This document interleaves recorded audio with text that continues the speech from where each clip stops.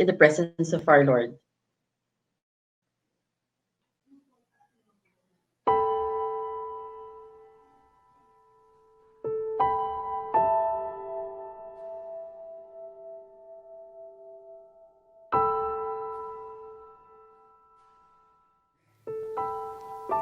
In the name of our Lord Jesus Christ, I will begin this day.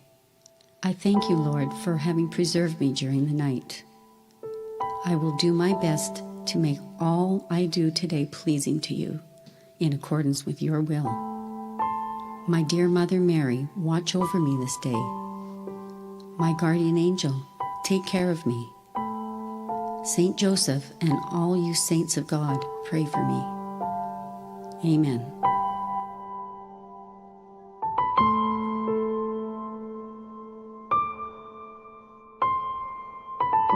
Our Father, who art in heaven, hallowed be thy name.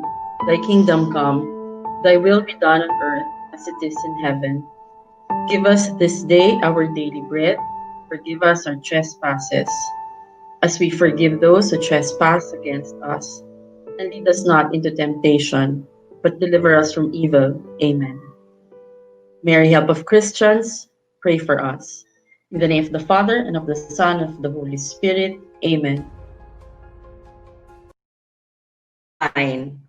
Chalk Talk Online is a webinar brought to you by Don Bosco Press. It is especially brought to the client schools of Don Bosco Press. And today we are joined by our managing editor from Don Bosco Press Publication Group. Let us all welcome Miss Tina de Guzman. Miss Tina, welcome. Hi. We're still waiting for her video. We thought of bringing in Miss Tina to today's session because we thought it would be good to have an educator to join us, especially in the question and answer portion, so that the concerns, the apprehensions, everything that the teachers would like to do could be very well expressed. So there, let's wait for Miss Tina as she would come in. There. So this is the fourth session of our UP Open University Remote Teaching and Learning Series. So I'm sure in the past you've already learned a lot of things from this series, and we're almost halfway through. So and there's more coming in. Christina, I think Christina's also having a hard time getting in. So maybe we'll hear more from Miss Tina as we move on to the question and answer portion later.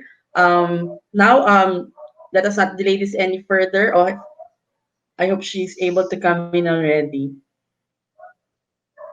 Miss Tina, welcome. Hi, Miss Reg. Hi. We can't see you, but yeah, we can hear you. We'll hear you very well. Welcome. So we hope later we would be able to have our question and answer portion with you on board so that the concerns and the voice of the teacher will be heard through you. Okay. So maybe we'll move on to the next part of our program. Hopefully, Miss Tina would be able to join us in the question and answer portion in a little while. So, without further delay, let's call in now our executive director of Don Bosco Press Incorporated, Brother Carmelo L. Martinez, Salesians of Don Bosco.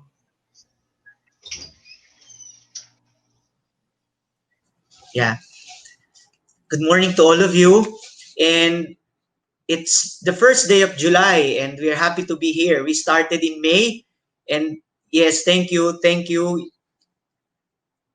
thank you. I can see now that I am already seen and heard. Yeah, it's happy first day of July, and we are happy to be together. How are you today? May we start with a simple poll on how you are?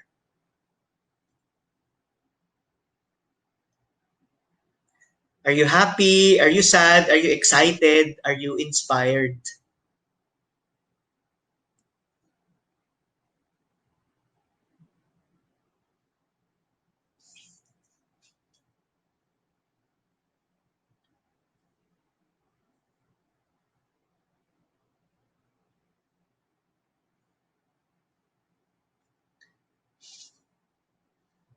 Okay, it's good to know that no one is sad so far, and most of us are happy.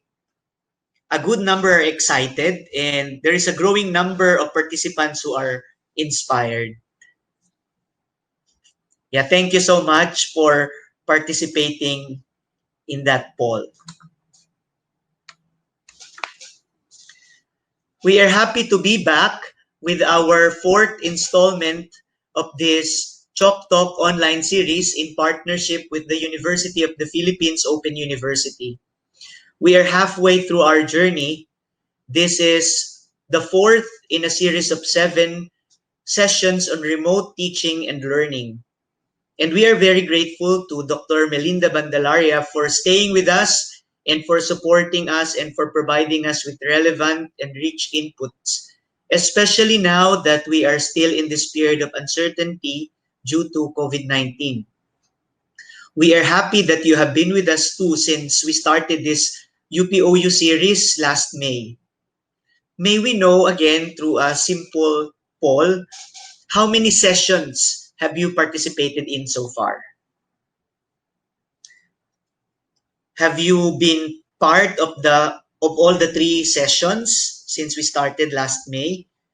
Or you've been in for 2 out of 3 sessions or 1 out of 3 sessions? Or is this your first time in this UPOU Chalk Talk online series?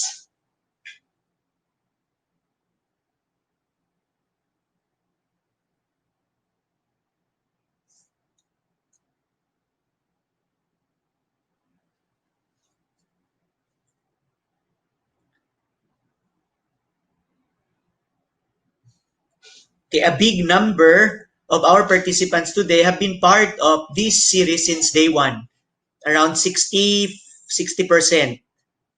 And then also next to 60%, we have around 23% of those who have participated in 2 out of 3 sessions.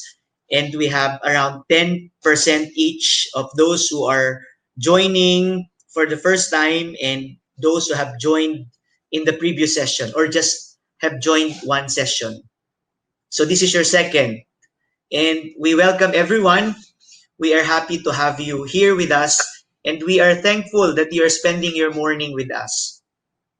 We are very lucky to be benefiting and learning a lot from Dr. Bandalaria and the pool of experts that she is bringing in for our seminar. We hope that you are enriched by our discussions and interactions during this Chalk Talk online series. And more importantly, we hope that the inputs that we are getting from the sessions are translated in your decisions and directions in your different educational contexts. We will be very happy to know your feedback, your insights, your practical application on how the principles and theories that were discussed here in this session have in these sessions have been translated in your actual situation in your school. We believe that this is what we need right now, the collaboration of all and the sharing of best practices. I think that there is really no one best practice, but we can all learn from each other's experiences and expertise.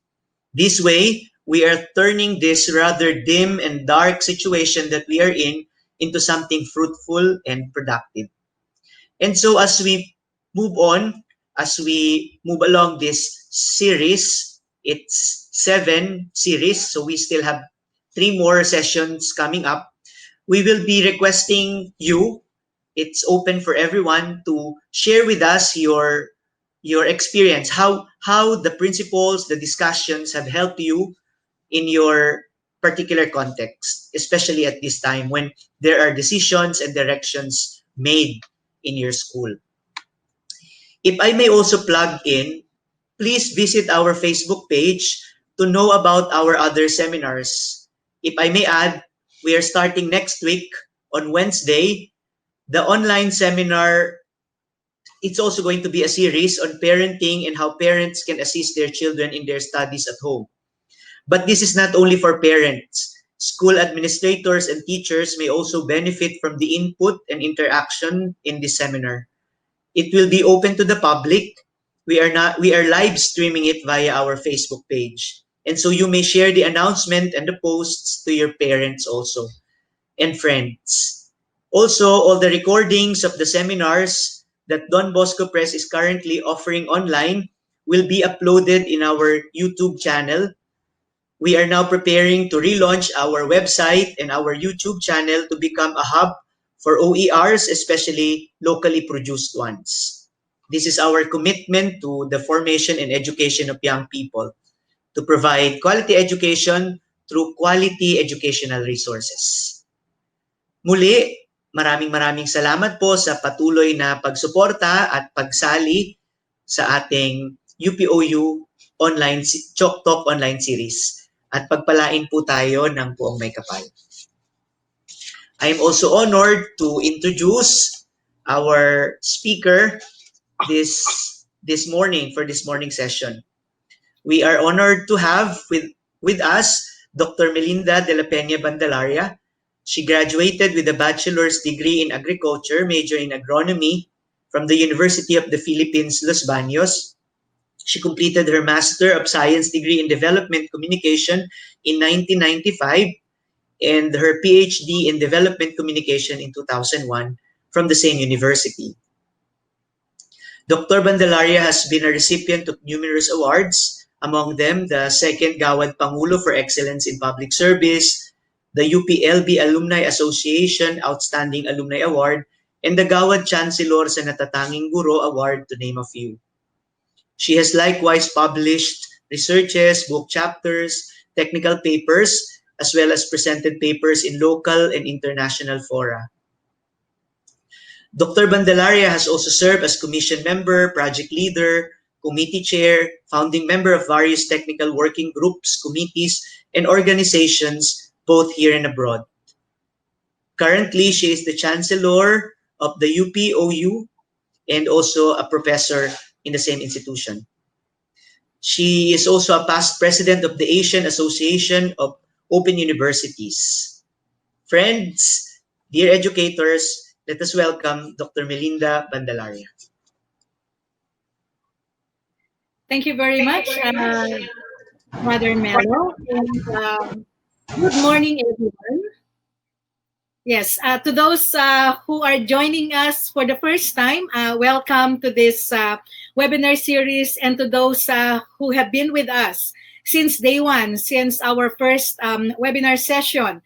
Maraming salamat po sa patuloy na pagsama sa ating lakbayin na to and in our preparations for the opening of classes. So muli, magandang umaga, good day everyone. I saw some familiar names in our chat, those who joined us during the past three webinar sessions. So again, it is a pleasure to be with you again.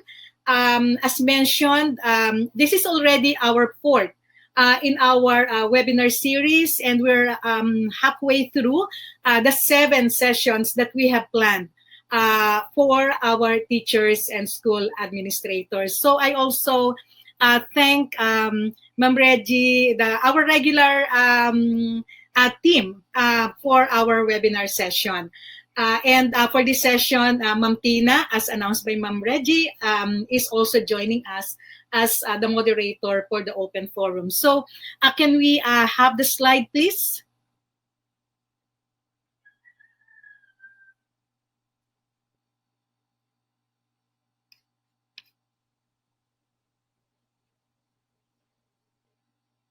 Okay, so that's it. Thank you very much. So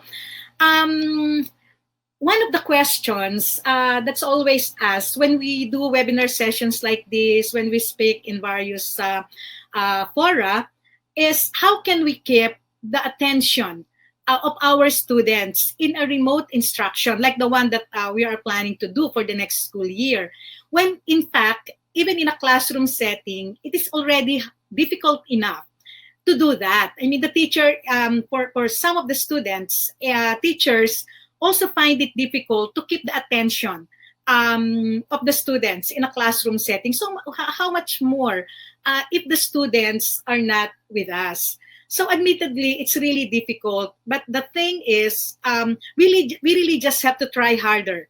We just have to make our courses, designing our courses interesting enough so that we continue to engage our learners, and we will facilitate the learning of the lesson, and at the same time give them that kind of learning journey that they would enjoy. So it is a challenge, yes, but at the same time, we teachers should be able to accept that particular challenge. So for this session, we will focus on these topics: designing learning and keeping the students engaged, our learners engaged in remote instruction.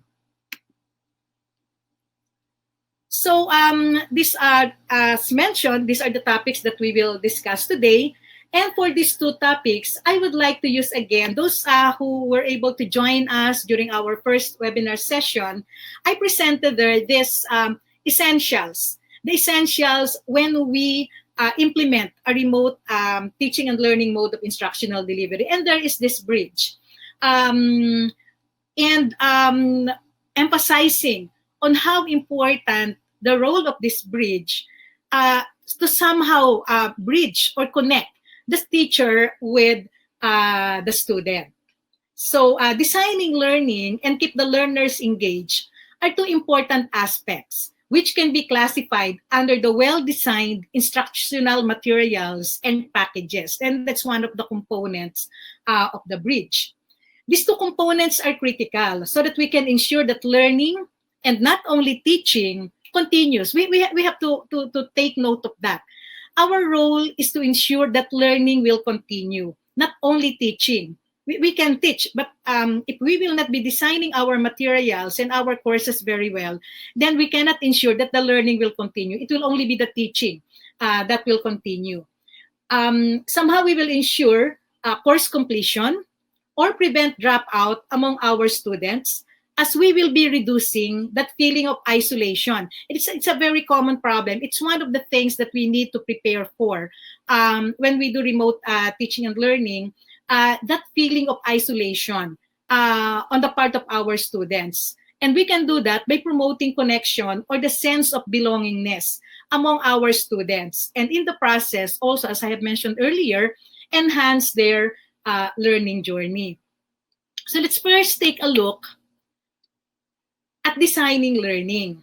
So before we go any further, let us first do a self-reflection by answering the question, how do I teach? The paradigm or school of thought that we subscribe to influences the kind of learning design that we will do for our courses. So Kember in 1997 forwarded this continuum in two teaching paradigms: teacher or content-centered, or learner or learning-centered, with the different instructional methods classified under each paradigm. Note that there is the middle ground between the two, which probably many of us are subscribing to. There is this observation that in classroom or face-to-face teaching, the tendency for most teachers is to subscribe to the teacher or content-centered instruction. And that most that can happen is up to the middle ground, what is shown in our illustration, wherein the students, through the student-teacher interaction, will discover knowledge, but still based on the framework that the teacher has set for the particular lesson. Because the content, in most cases, will be coming from the teacher in a direct instruction type of teaching. So the direct lecture from the teacher based on the knowledge and information that he or she has synthesized. So that's in most cases, that's what our students get in a classroom mode of instruction. The teacher synthesizes the information, lecture it to the students, and somehow introduce this kind of interaction, which will lead for the students to construct knowledge, but still based on the framework set by the teacher. There is also this suggestion that remote instruction can provide that opportunity to transition to the student or learning-centered instruction. So let's take a look. Let's do the self-reflection and try to see how is our teaching paradigm. What kind of teaching paradigm we are subscribing to. So let's try to answer this poll.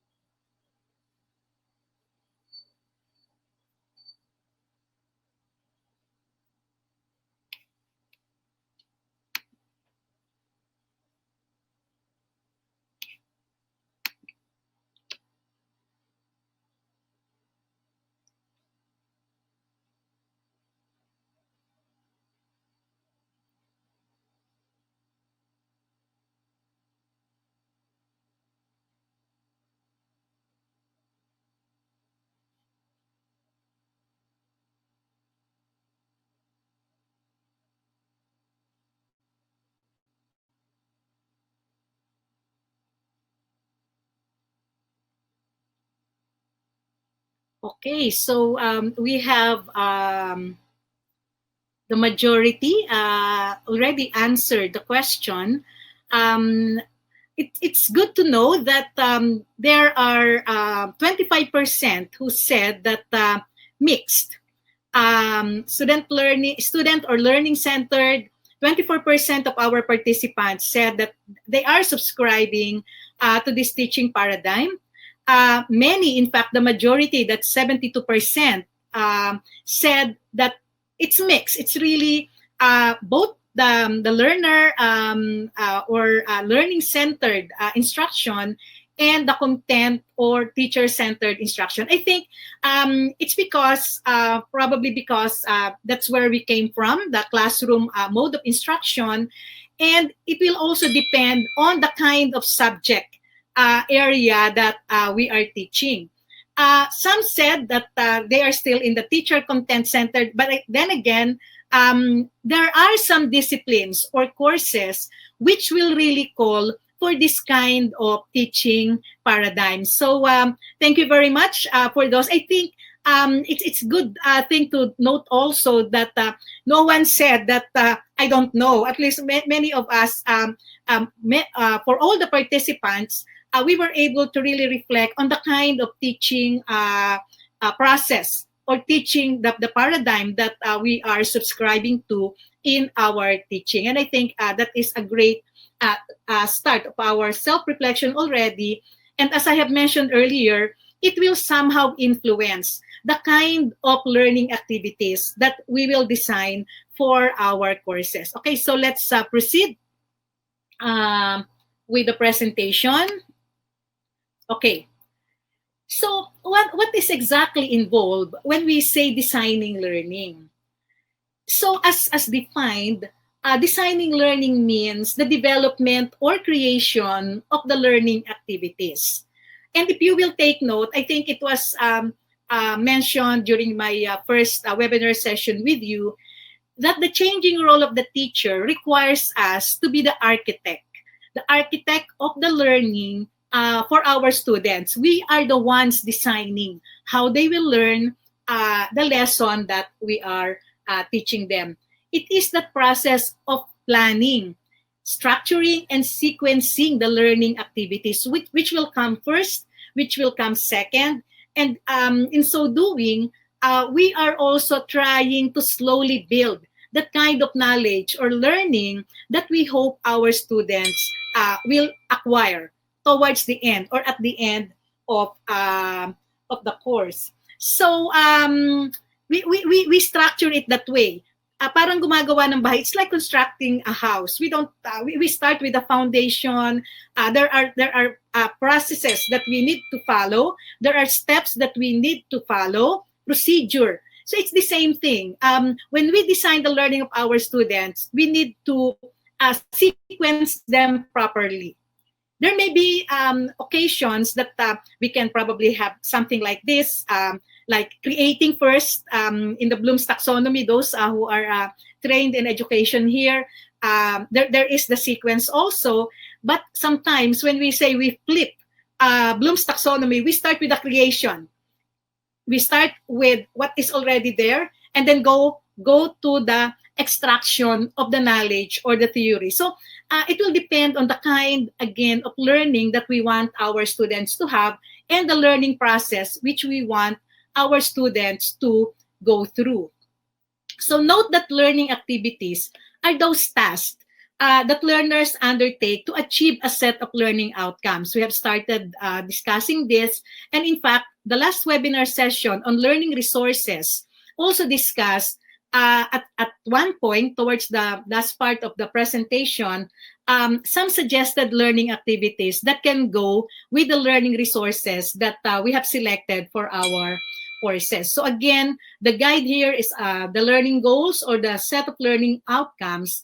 And in the process, in designing all these learning activities, we can keep our learners engaged throughout the duration of the course. And based on my experience, we can still engage them. I mean, if they've been through a very good learning journey, even after the course, we can continue to engage them. So I can cite one example in my course.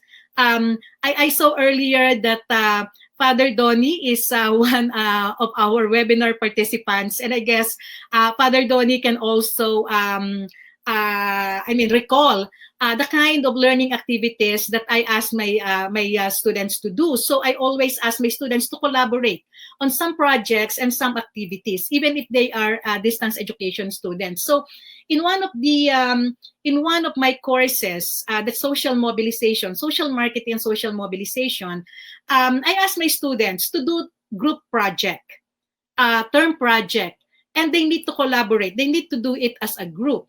And I observed that it's not only during the course, while they are taking the course, that they are connected.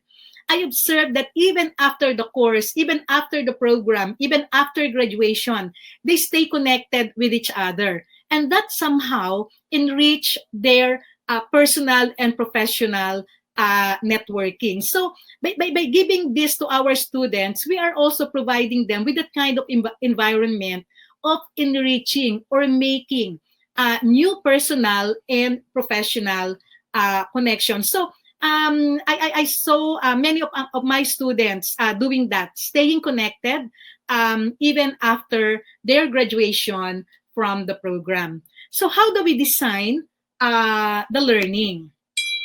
Okay, so we start with a question. What do my students need to learn? And this is something that we've been emphasizing always. In everything that we do, in redesigning our courses for this mode of instruction, we have to start with a question. What do my students need to learn? What are the learning goals for my course? So again, note that you will not start from zero unless you will be teaching the course for the first time. But if you've been teaching the course, then probably you already have the set of learning activities, set of learning resources that you can look into as you transition to remote teaching and learning, and most likely the online mode of instruction. So that's your starting point, the course syllabus, which already spells out the course goals, the learning objectives for each lesson, and which will guide you in answering the question, what do my students need to learn? So these are also some recommended instructional or teaching strategies. So we've been doing that, but before the COVID-19 pandemic, our teaching strategy is limited to what we can do inside the classroom. So in most cases, we take into consideration the number of hours the number of like 1 hour or 3 hours that we are with our students in the classroom. Although occasionally, especially those who said that they are subscribing to the mixed paradigm of teaching, we can also give some learning activities that will require the students to do these activities outside the classroom, some form of assignments or projects like that. But in remote teaching and learning, the possibilities can be endless. Of course, taking into consideration, again, the safety and well-being of our students. So let's take a look. What instructional or teaching strategies can we consider when we design our learning, or when we design the learning of our courses to be taught in remote teaching and learning? So first is micro-learning. It is a learning strategy that involves small, focused segments of learning that are each designed to meet a specific learning outcome. In the classroom teaching, in most cases, we do lesson planning. Ano ang ituturo ko? What lesson, what specific lesson will I be teaching for this particular meeting with my students, for this particular session? So it's similar to lesson planning, micro teaching, or chunking of our lessons. So let's also practice that when we do remote teaching. So learning is chunked so that the learner's cognitive load is kept at a reasonable level, and giving them this ability, heightened ability to absorb, recall, and retain. Especially in remote teaching, the attention span of our learners is really short. In classroom teaching, we can call the attention of our students if we notice that they are not listening to us in our lecture. If our class is for 1 hour and we decided to give a lecture for 40 minutes, then at certain times of the lecture, we will note that some of our students are no longer listening to our lecture, right?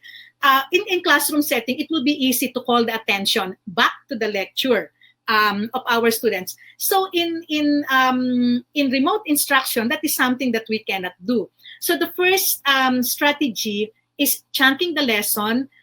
We call it during the early days of UPOU, early years of UPOU, when we were trained to teach in distance education.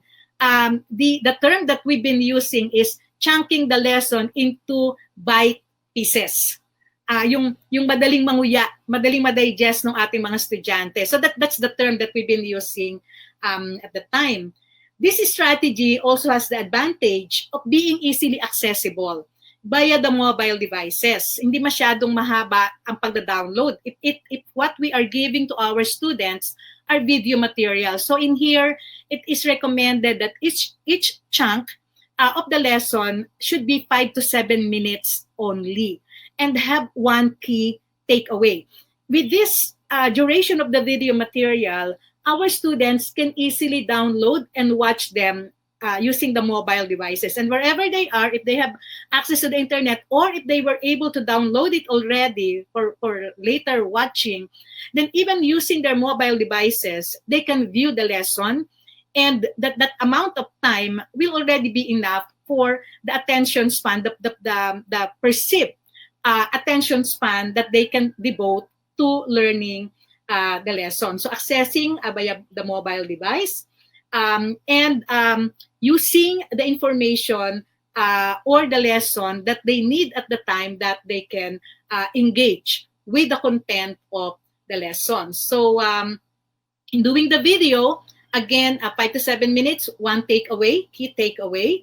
It can be interactive video, augmented reality, if that is something that we can also do and find resources to do. An infographic can very easily provide the kind of information in a visual form to our students so that we can easily explain the concept. Even a checklist is a learning resource which we can give in a very short video material. So it is often a challenge to compete with distractions. We know that. We have experienced that when we are online.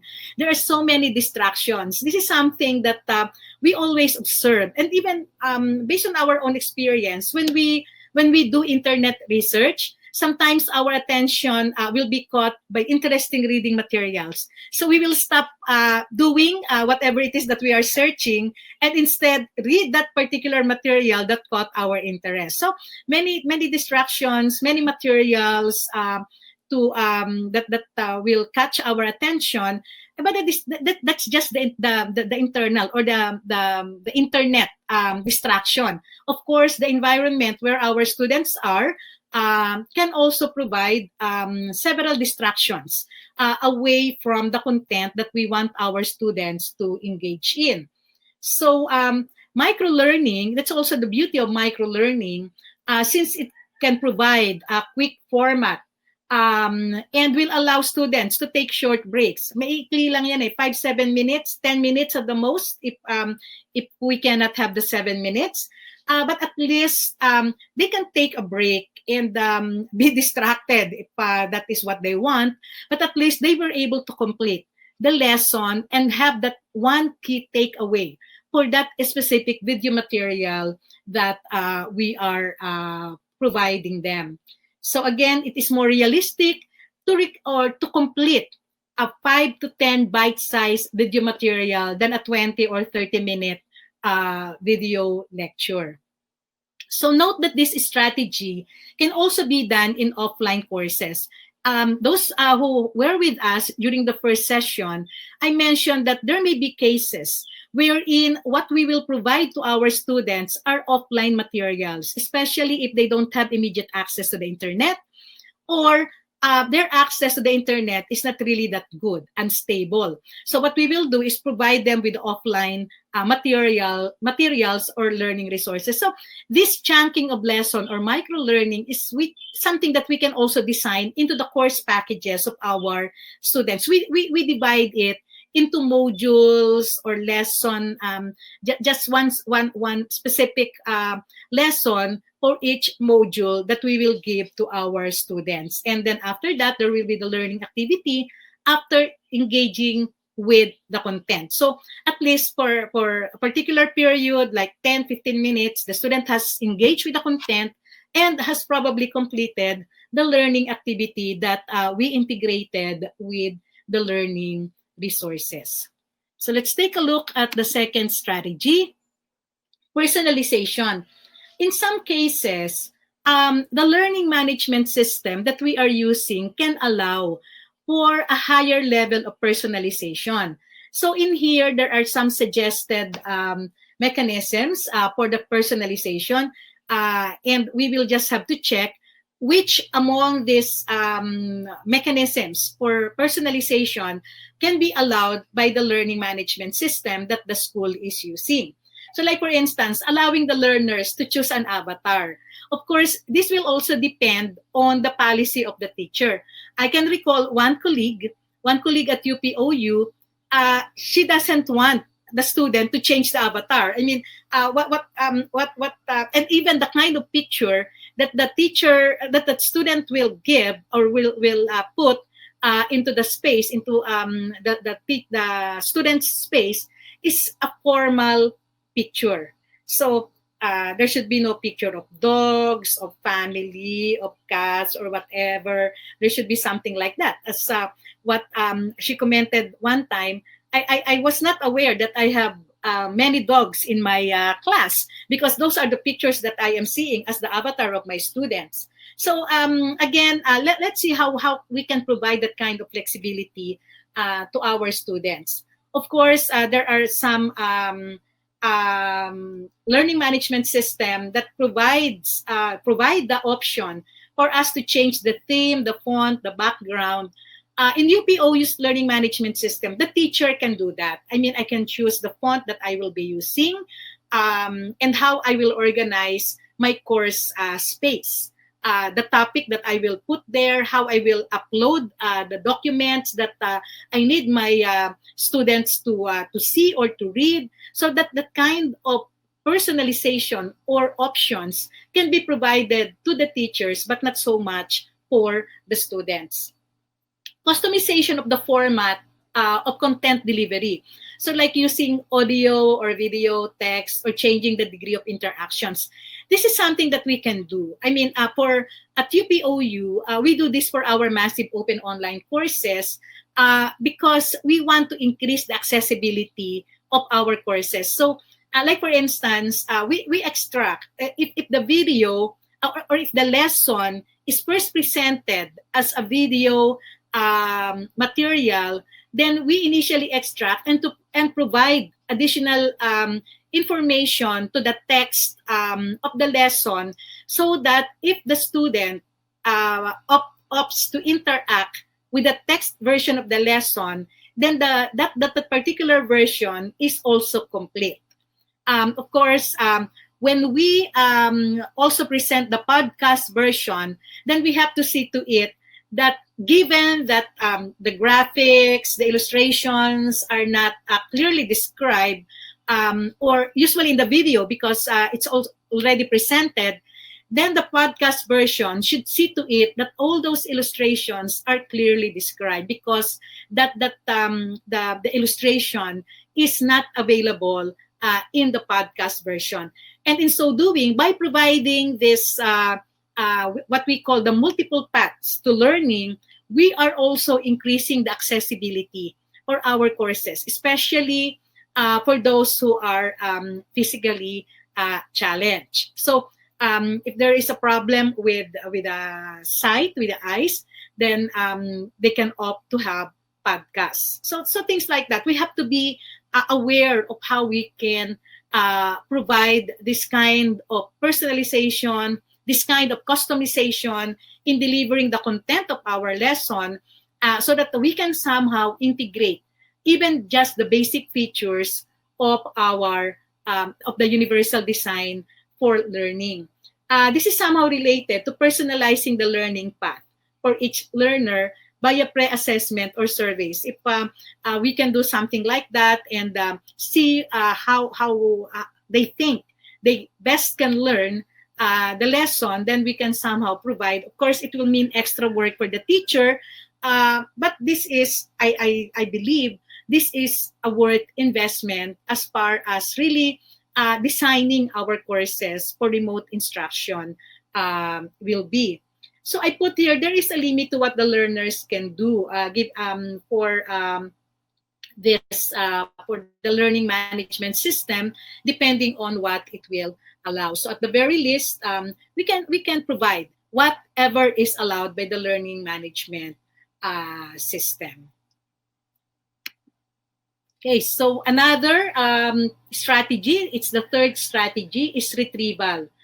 This is one you're probably using already. And if not, you should be. I mean, in the classroom setting, this is a very common teaching strategy.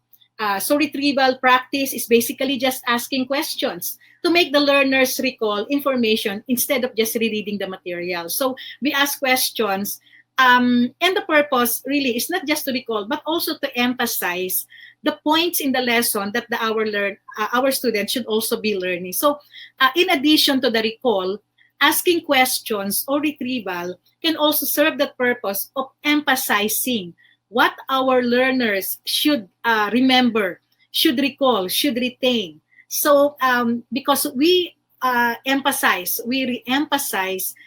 those particular points in our lesson. So asking and answering questions is actually one of the most fundamental interactions in our teaching toolbox, especially the teacher-learner interaction. The teacher asks the question, and the student answers.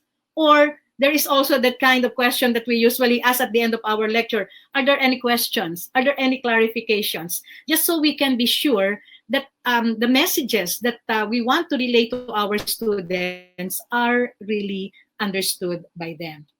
So having to answer a question about a particular lesson is the first step in consolidating a free-floating fact into long-term memory. So again, if we continue to emphasize, then chances are they will recall that particular concept. So it may be easier to do this in a face-to-face classroom meeting because we can have a graded recitation after the lecture or a quiz after the lecture. But in online setting, this is something that we can also do through the self-assessment questions, something that we can also integrate into the printed materials that we will distribute or give to our students. During the early years of UPOU, when we're still not yet online, that was 1995, our modules, the course package that we distribute to our students at the end of each lesson or at the middle of the lesson, there will always be the self-assessment questions. Somehow it will help the student recall some important portions of the lesson, and again, on the part of the teacher, emphasize what particular concepts do the students have to always keep in mind in a recall sense. The fourth strategy is spaced learning, which is the practice of repeating something learners learned over time instead of repeating it immediately. So not immediately after the lecture, but somehow an amount of time has lapsed already. Then that's the time that we do this questioning or repeating something, recalling something, anchoring a present lesson to the lesson that has been discussed in the past. So research suggests that this strategy helps learners refresh their knowledge and strengthen their memory of the content, especially if what we will do is to anchor the current discussion with the lessons or concepts that had been done or discussed in the past. So it's not just connecting, or it's not just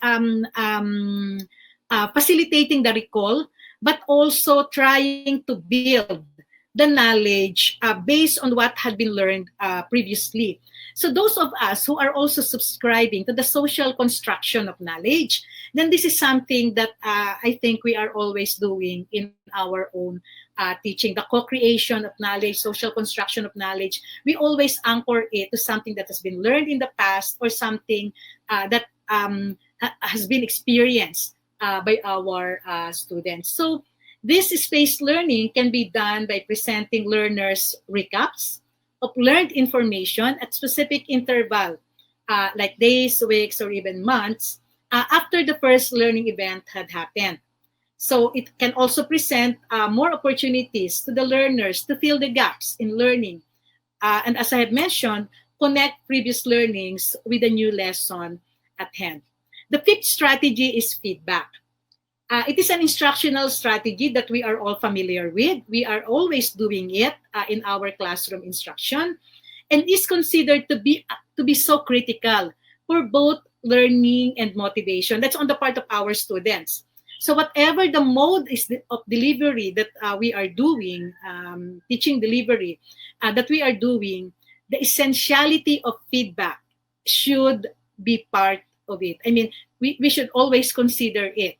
So whether it is in a classroom instruction, remote instruction, if we give a learning activity that for our students and they have submitted it, they have completed it, then we have to give the feedback so that the students will also know, how am I doing in the course? Do I have a complete understanding of the lesson based on the evaluation of my professor or teacher?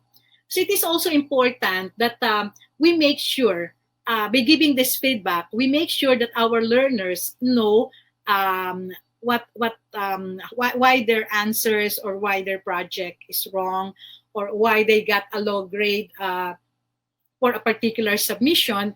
It is not enough that we give the grade.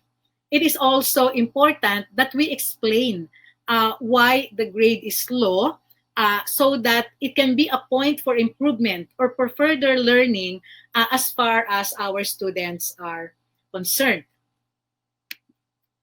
So what we have discussed so far focus on instructional strategies for effective design of courses in remote teaching and learning. Focusing on the learning process itself requires that we also look at the different learning activities that we will design for our courses. Again, in choosing the different learning activities, we are not just looking at the learning goals, we are also looking at how to keep our learners engaged. And as I mentioned earlier, how we can give that learning journey, how can we make the learning journey enjoyable for our students. So So earlier, I mentioned, and we had a poll on this about the teaching paradigm. The most of the learning activities that I am presenting here can be considered as learning or learner-centered activities. Um, so we have this. We have during the third webinar session, there were also some learning activities that were discussed together with the learning resources. So in the slide that I am presenting here, these are additional learning activities that we can consider in designing our courses, and in the process, will really keep our students engaged.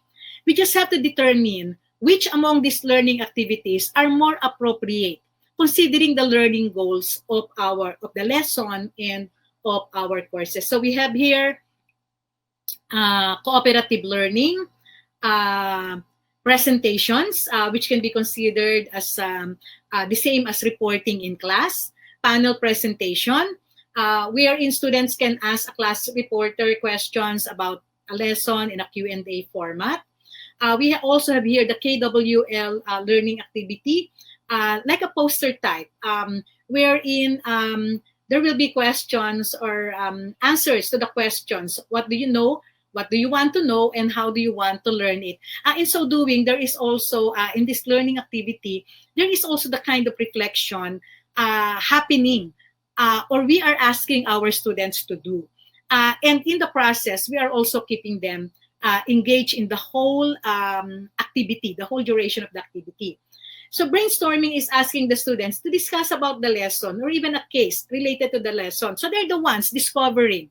They're the ones trying to look at a specific case, arriving at a certain solution, suggested solution, and they're the ones coming to an agreement. It can probably be teacher framed, but still we ask our students to participate and work together, or even if we want them to work individually on a particular case, then that can also be done. So creative media is another activity, and that is asking our students to discuss a specific lesson, or create a multimedia material based on an issue or a situation presented. So again, it will take so much creativity or engagement from our students if they were the ones who will develop the material for a specific lesson or issue. And we will be surprised with the kind of creativity that our students will present. Usually in my examinations or final assessment, learning assessment, I would always present a case as part of the question, as part of the exam question, and I will ask my students as part of the final assessment to provide suggestions on how the issue or the problem can be solved. And in most cases, I am surprised with the kind of creativity that my students would give as an answer to the question. And in the process, that can also form part of my teaching material, because I can use them. As examples in my next session of teaching. So another activity is discussion. Of course, it has been discussed during the last webinar session, and something that is also familiar, especially to those who are already doing online teaching. In most of our learning management system or LMS, discussion forum is a major or a basic feature. So we can facilitate discussion or the learner-learner interaction in our courses through the discussion forum. So we get our students to discuss issues related to the lesson. And if they will need additional information, they will have to find it themselves. It will not be coming from the teachers. It will have to be a product of their own research. So I can cite another example here in the course that I am teaching. One discussion issue that I would ask them to discuss among themselves is a paperless society. Are we there, or are we going towards that direction? And you will be surprised with the kind of articulation that the students will present. Of course, they have to be supported with literature, whatever their stand is. So, like for instance, those who are pro-environment would be citing the number of trees that would be used so that we can have this paper publications and everything that will use paper, for instance, documents, etc. And others would argue on the basis of the legality if something, if an evidence is not presented as a paper, as a paper-based evidence, so something like that, and you would be surprised with the kind of perspective, with the kind of articulation based on the values that each student has. So they will present their arguments on the issues that the teacher asked them to discuss. Small group discussion is something that we also do. In classroom teaching, we ask our students to work on specific projects, and which can be of their own selection. Again, I also do this in my class, even if they are far apart from each other. Some are based here in the Philippines, some are based outside the Philippines. But through the communication technology, they will be able to connect with one another and be able to discuss the kind of project that they will do. So again, if I may cite the social mobilization project, the course that I am teaching, so they will discuss among themselves what kind of project will they implement. So I just give them that kind of instruction. Select a development oriented project for you to work on, and you have to agree. You have to agree among yourselves what kind of project, what kind of topic that you will work on as part of the course requirement that you need to submit to complete this course. So in a way, I give them that kind of flexibility to work on something that is of interest to them. I give them the opportunity to connect with their fellow learners and provide that sense of community and belongingness among the students, and that will keep them engaged. In fact, on day one of the semester, they will have to start thinking about it already. After the lesson, the first lesson of the course, they will have to think, what kind of project should we work on? So that will keep them engaged throughout the semester, because they have to work with their classmates, they have to work with their group mates so that they can complete that particular requirement.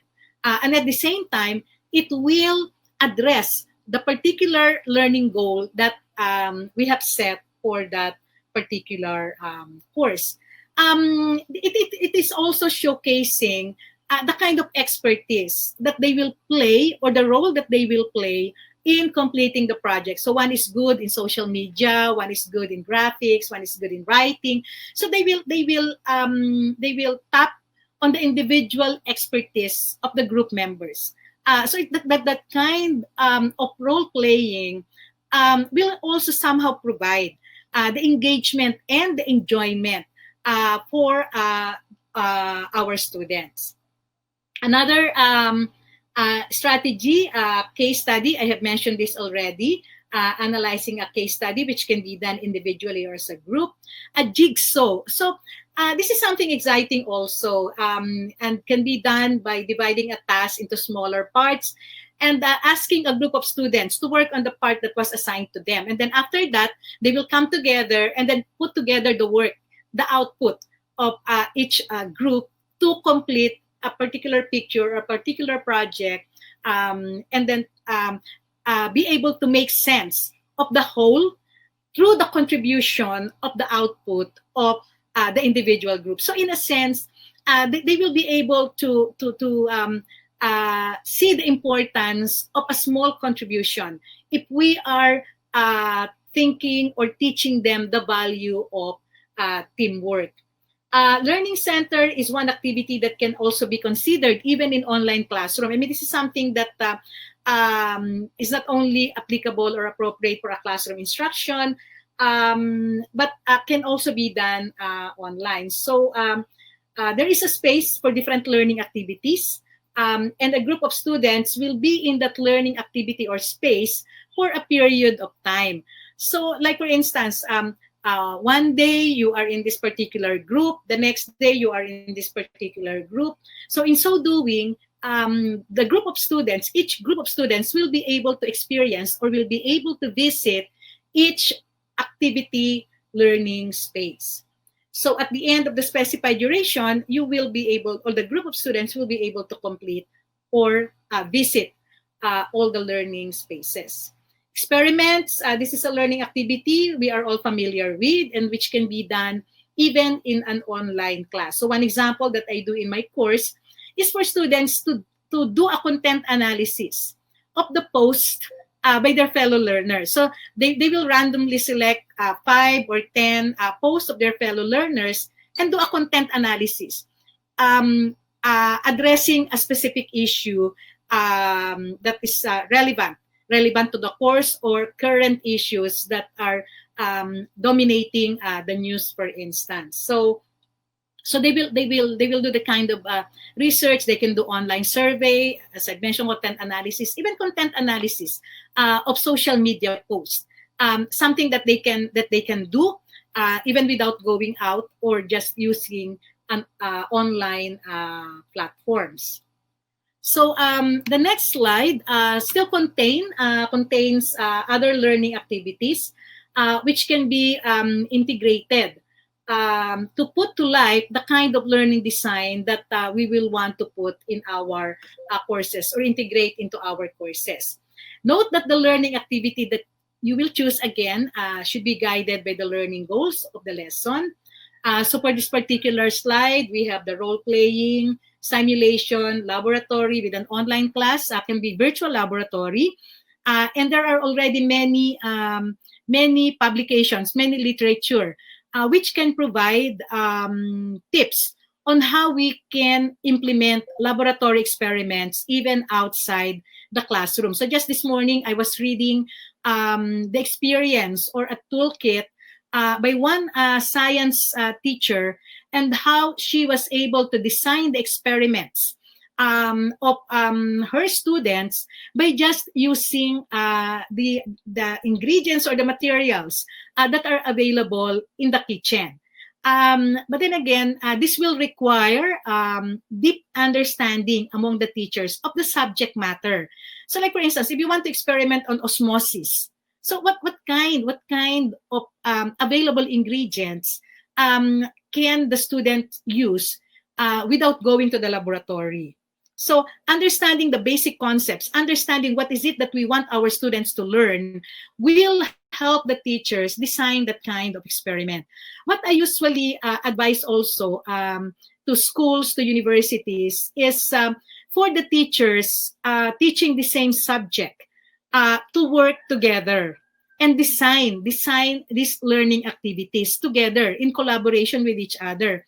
So just yesterday, I was also speaking in a webinar session, and that was something that was asked of me. I mean, if they are teaching so many courses, how can they manage to prepare all the learning activities that are relevant to their courses or to the learning goals that they have set for their courses? And I said, in most cases, in your school, it is a big university. In your school, there will be 4, 5, or even more teachers teaching the same course. So what if you will be working together? One will be working on this and this and this, and at the same time, they will be able to do a peer review, an expert's review of the learning activities that they will ask their students to do. At the same time, by doing so, we are standardizing the kind of instruction that we will be doing for our students. Kasi kung magaling yung isang teacher, mas maganda yung pagka-design niya nung kanyang kurso, di ba? But if the teachers will be working together, the sharing, Brother Melo has mentioned earlier, that we should be sharing. It's not just our experiences, but also our expertise in designing the courses. So we will be able to develop that kind of material that will really speak of quality, especially in remote instruction. And in so doing, we can also be contributing ideas on how we can not only facilitate the learning of our students, practical learning at that, but at the same time, also make learning enjoyable to our students. You can just imagine what kind of experience we are giving to our students if we will design our courses that way. And then they will realize that it is a practical learning. It is something that I can apply in my everyday life. So they will find more meaning to the kind of learning activities that they will be doing. One of my favorite examples here is during my I can't recall if it's high school or elementary, that they're asking, why is it important that when you apply fertilizer to your plants, you will water it just a small amount, not water it too much after the application of fertilizer. Of course, if you will be applying, if you will be putting so much water, then the fertilizer will all be leached to the soil. Mawawala lang yan. Sayang yung fertilizer mo. But if you will not put water, the water contained in the plant will go out. I mean, because of this osmosis thing. So the principle can already be applied to the everyday life. And what we should be doing if we are confronted with practical problems or applications. So I think it is time for us to do our poll number 2. Can we have our poll number 2?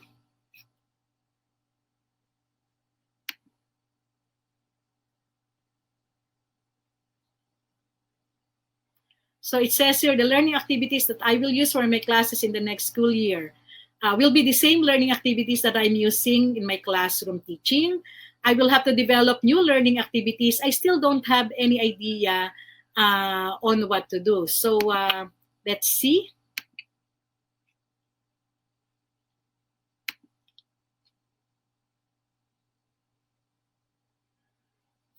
So, halos lahat, I will have to develop new learning activities. But that's also good, and that is a challenge for us teachers, ano. So, ayan, wala pang sumasagot dun sa I will be using the same materials that I am using in my classroom teaching. But the good thing here is that wala pang sumasagot. No one is still saying that I still don't have any idea on what to do. At least we know that that this is something that we really need to prepare for in terms of developing new learning activities that will be relevant or appropriate to the instructional delivery model that we will choose for our courses. So, ayan, may isang nagsabi na will be the same learning activities. May isa ring nagsabi na I still don't know what to do, but I hope that before the school opens, we can already make some decisions and design our courses. So I guess we can close the poll now with 97% saying that they will be designing new learning activities. So I hope what I had mentioned will provide you with some ideas. Of course, there are still many more learning activities that you can think of. These are just examples of what you can consider for your learning activities and how you will design them in the remote instruction mode of delivery. So let's continue. So how do we keep our learners engaged in remote learning? As I've mentioned, this is one of the problems confronting us teachers who will be doing this kind of instruction. So aside from the learning activities, we have to also consider other mechanisms by which we can keep our learners engaged. So it is also important that we provide that sense of community, even if we are, even if the teaching environment is virtual, we have to be sensitive enough to provide that sense of community and the sense of belongingness to our students. So being separated in time and space from the teachers, classmates, and other elements of the learning process students under the remote teaching and learning will have the tendency to feel isolated. Yung lagi nating sinasabi, isolated but still connected. That is something that we should aspire for. Research shows that the students feel less engaged in this mode of instruction, and that there is a 10 to 20% higher dropout rate in online courses than in-person classes compared to when we do classroom instruction.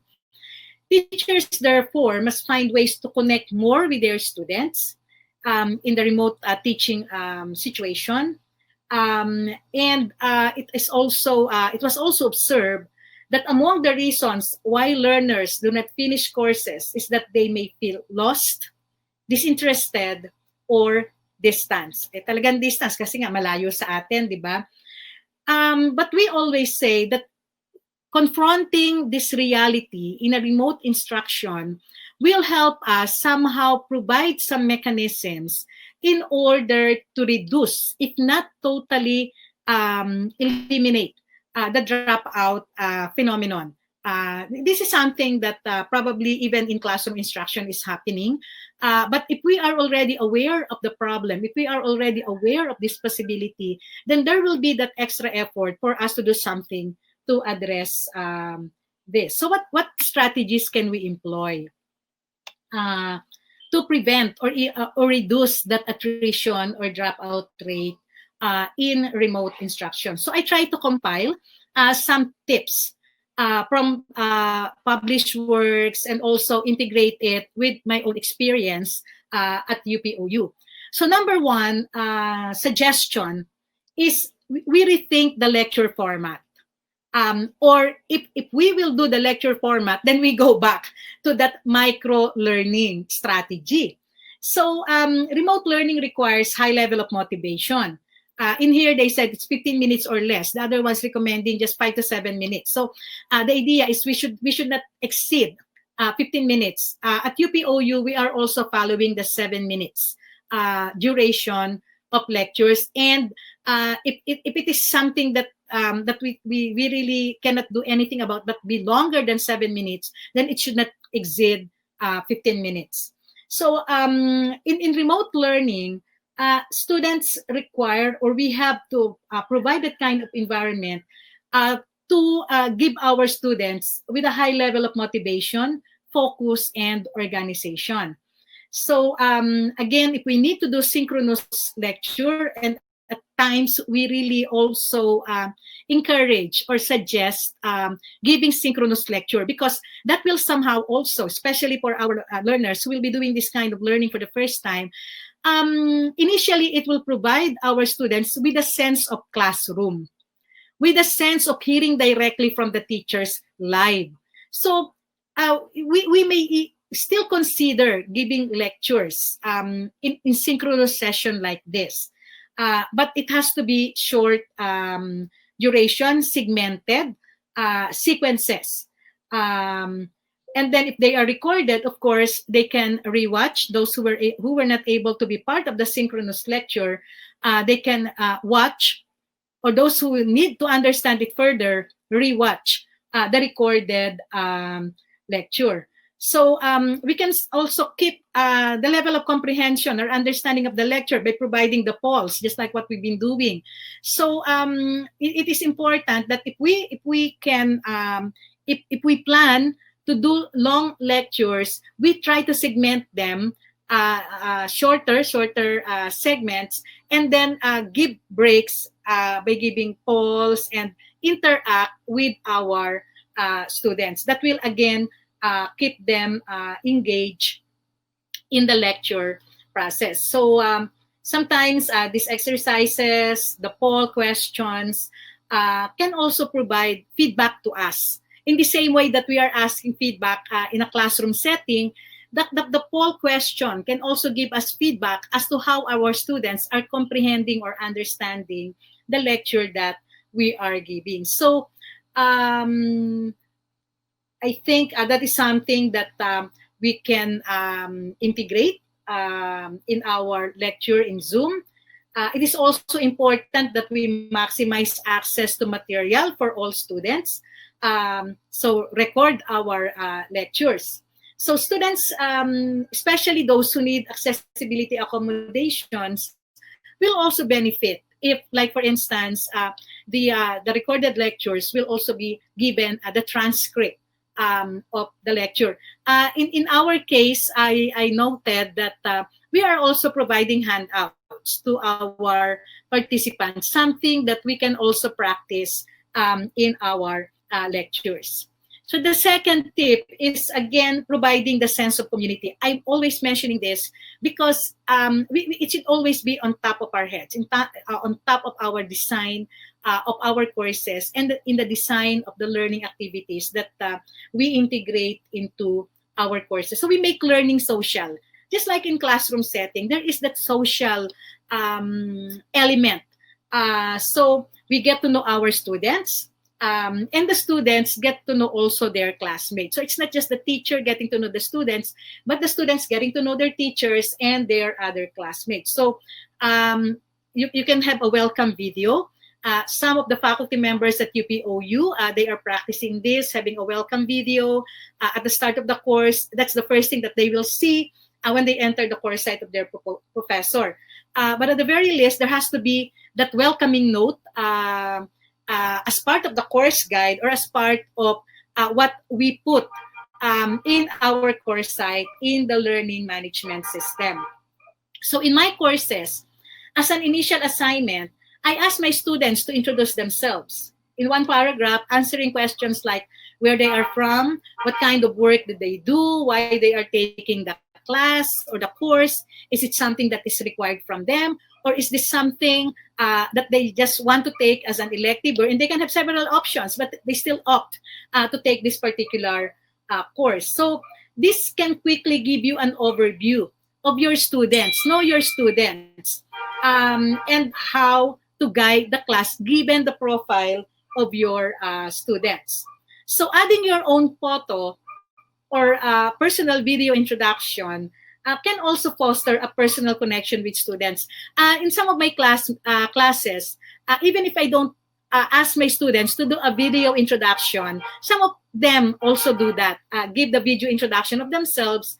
And of course, given the Data Privacy Act, I just ask them what kind of personal information you want to share with your classmates. But one of the things that they need to answer in the self intro is providing context, providing their own context. So, like for instance, if they cannot say where they are working, the company that they are working, then at least give a description on the kind of work that they do or where they are located. So, like for instance, I am a health personnel. I am a doctor, I am a nurse, I am a teacher, or I work overseas. That will somehow give me information about my students and also give me the context and will help me evaluate the kind of responses, the kind of activity reports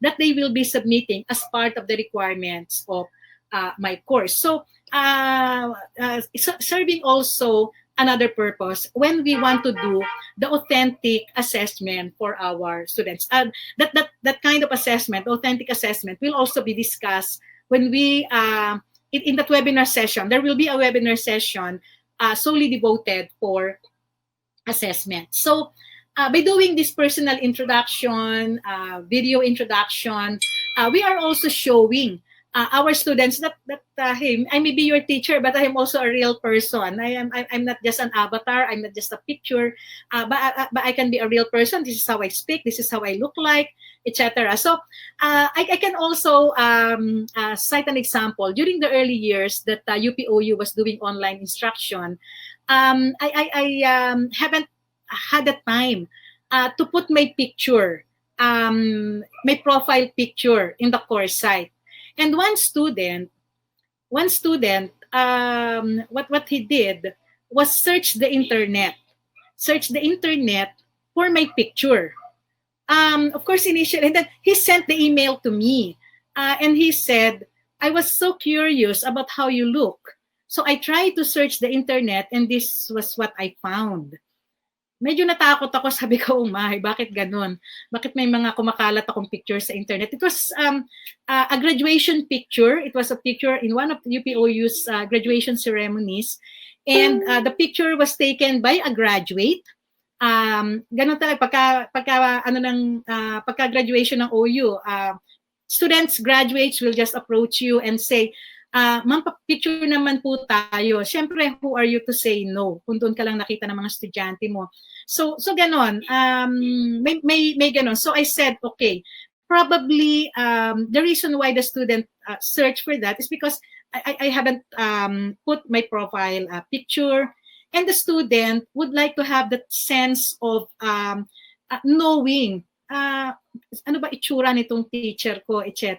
ganyan. So may ganon. So ngayon, we are recommending that, yeah, let's try to put our profile pic and try to provide even some basic information about ourselves so that our students will know that, hey, this is the background of my teacher, and these are her credential or his credentials.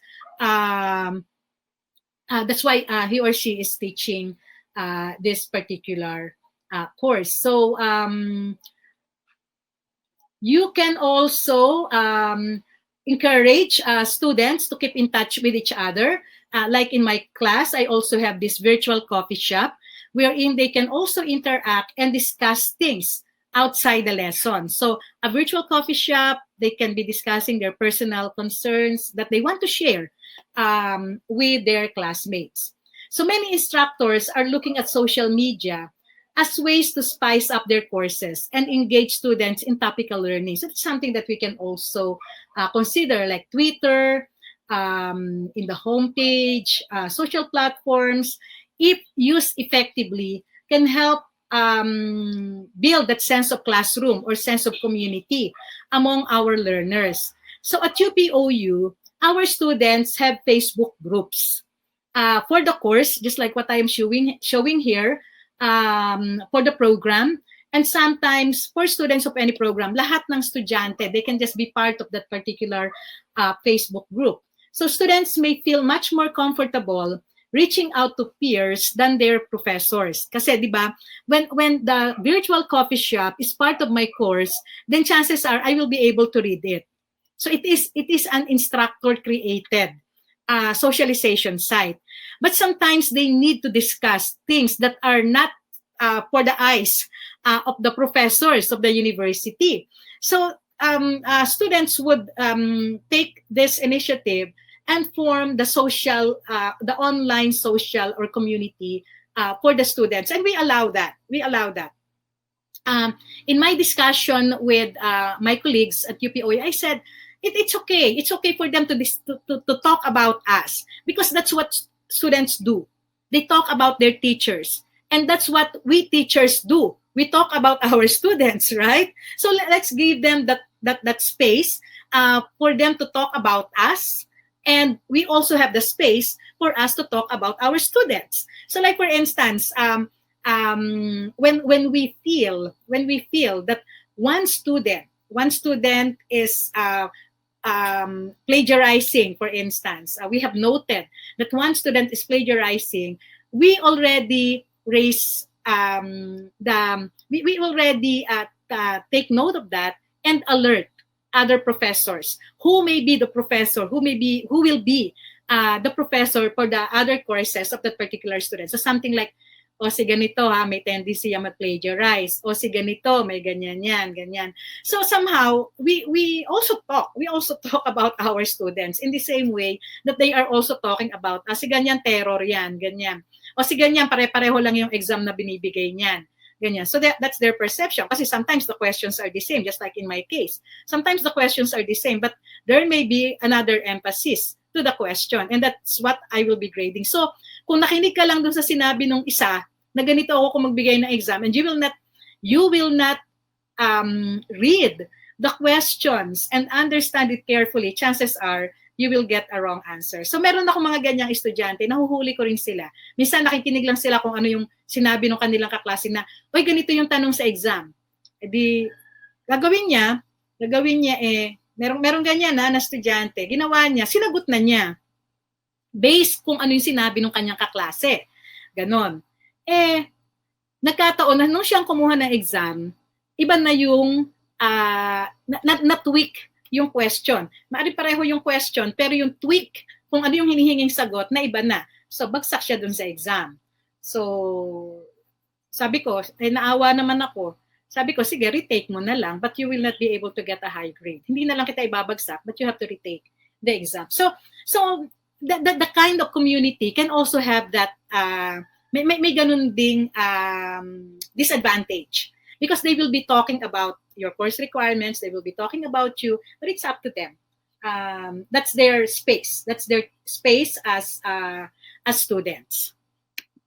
Okay, so number 3, strategy or tip, we can also give students the sense of ownership and control. People are motivated and engaged when they know that they have some say in what they're doing. So, halimbawa nga, katulad ng example ko kanina, is I have some course requirements, but the student will have the option on what kind of topic, how will they be doing it, etc. So somehow they have a sense of control on what they will do and how they will be doing it.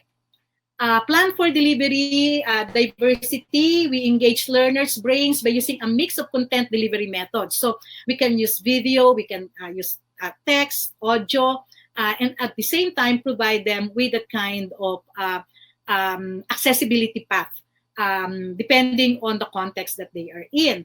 And sometimes it will also give them that breather, that it's not just us that they will be seeing. If there will be other materials that they will have to engage in. It is also suggested that we become storytellers. So we assign stories or case studies to read.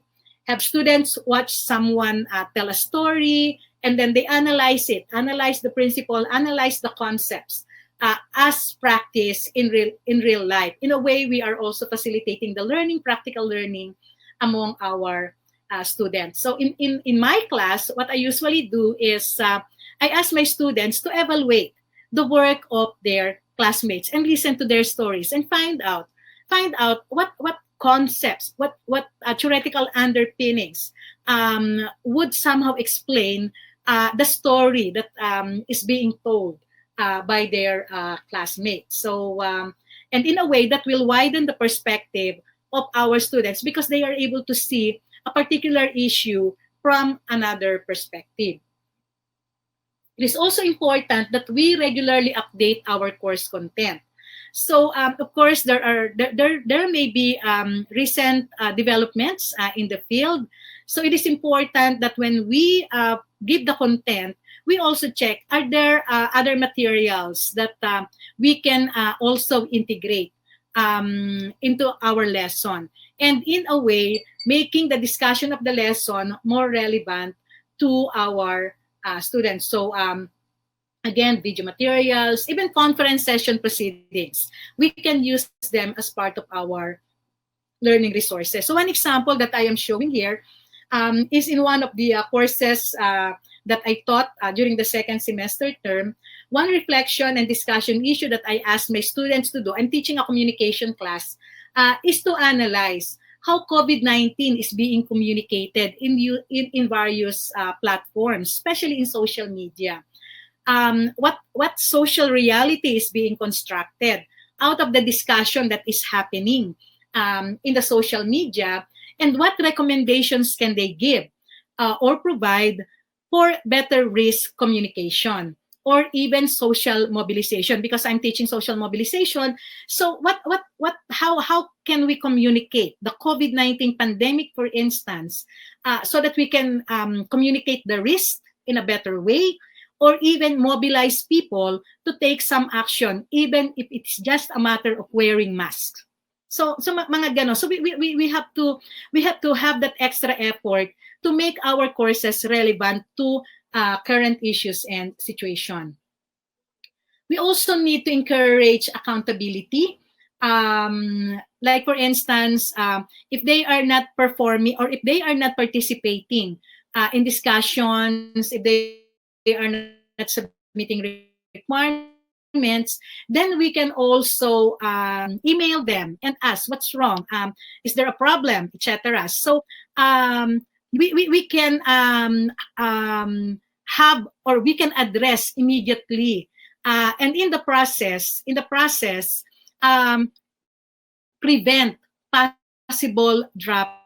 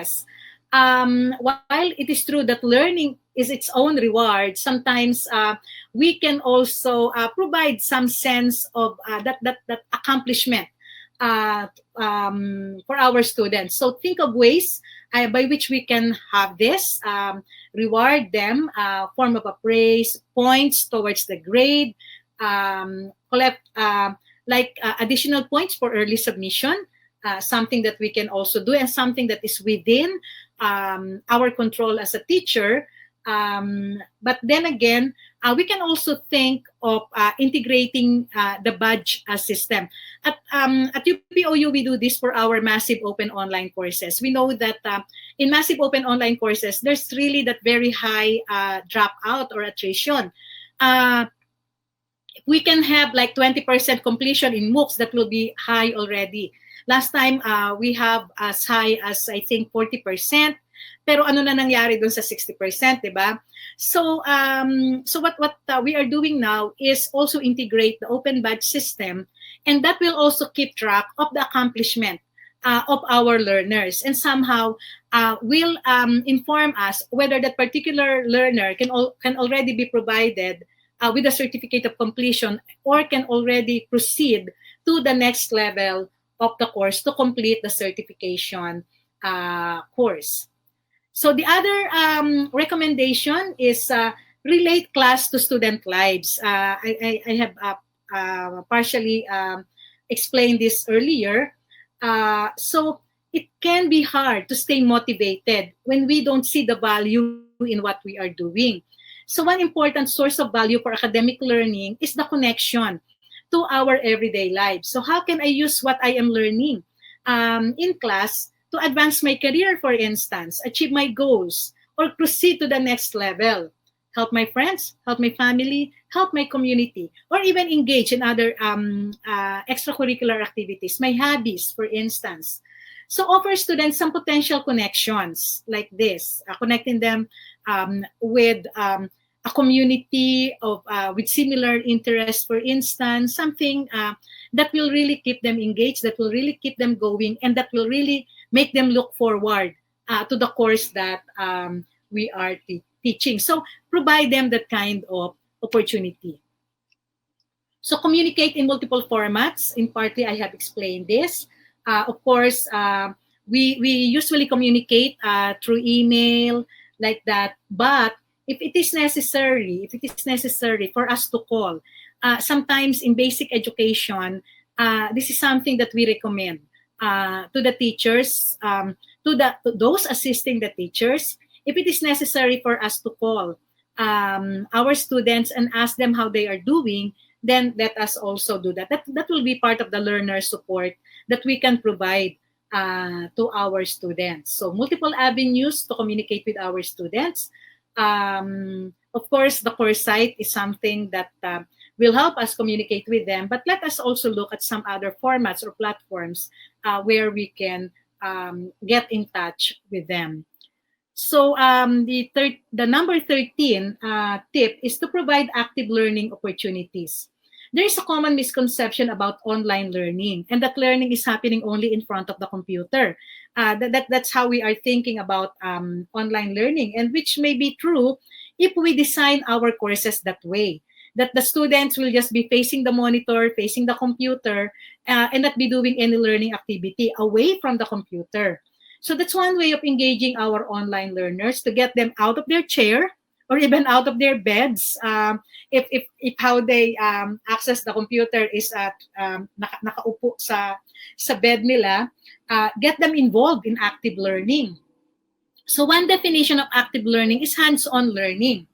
Although that could not include sometimes the joke among our when we discuss this hands-on learning is it is also hands-on learning because your hands is in your mouse, diba?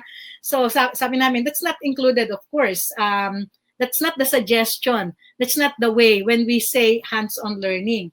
So assign your online students to interview people working in the field, working in the community, or even if there is a restriction wherein they cannot go outside of their home, interview a family member, interview a cousin, interview someone, observe someone, for instance, doing a particular work, and then somehow explain the concepts behind.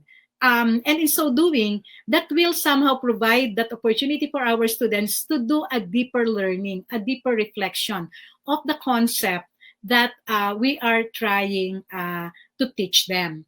So again, case studies, group projects, and observing real life phenomenon can be something that we can integrate into our courses. But then again, it will again require from us teachers creativity on how we will be designing these types of learning activities. Again, this is emphasized on the number 14, timely and useful feedback, so that our students will know how they are performing.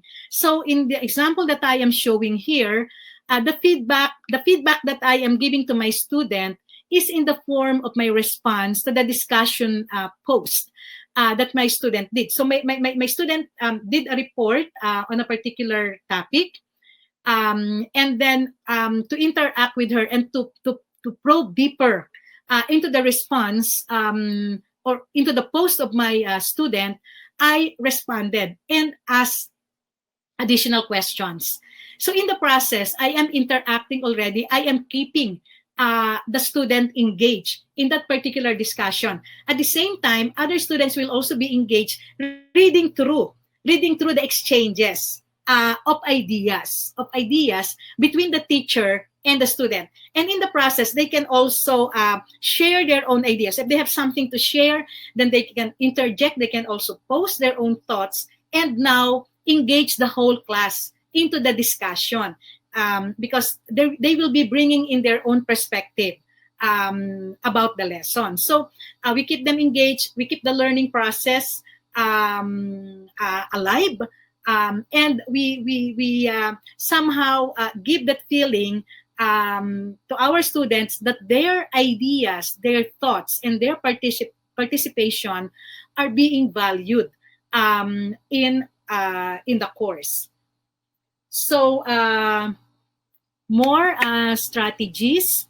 Add self-assessment opportunities. I have mentioned this in the form of self-assessment.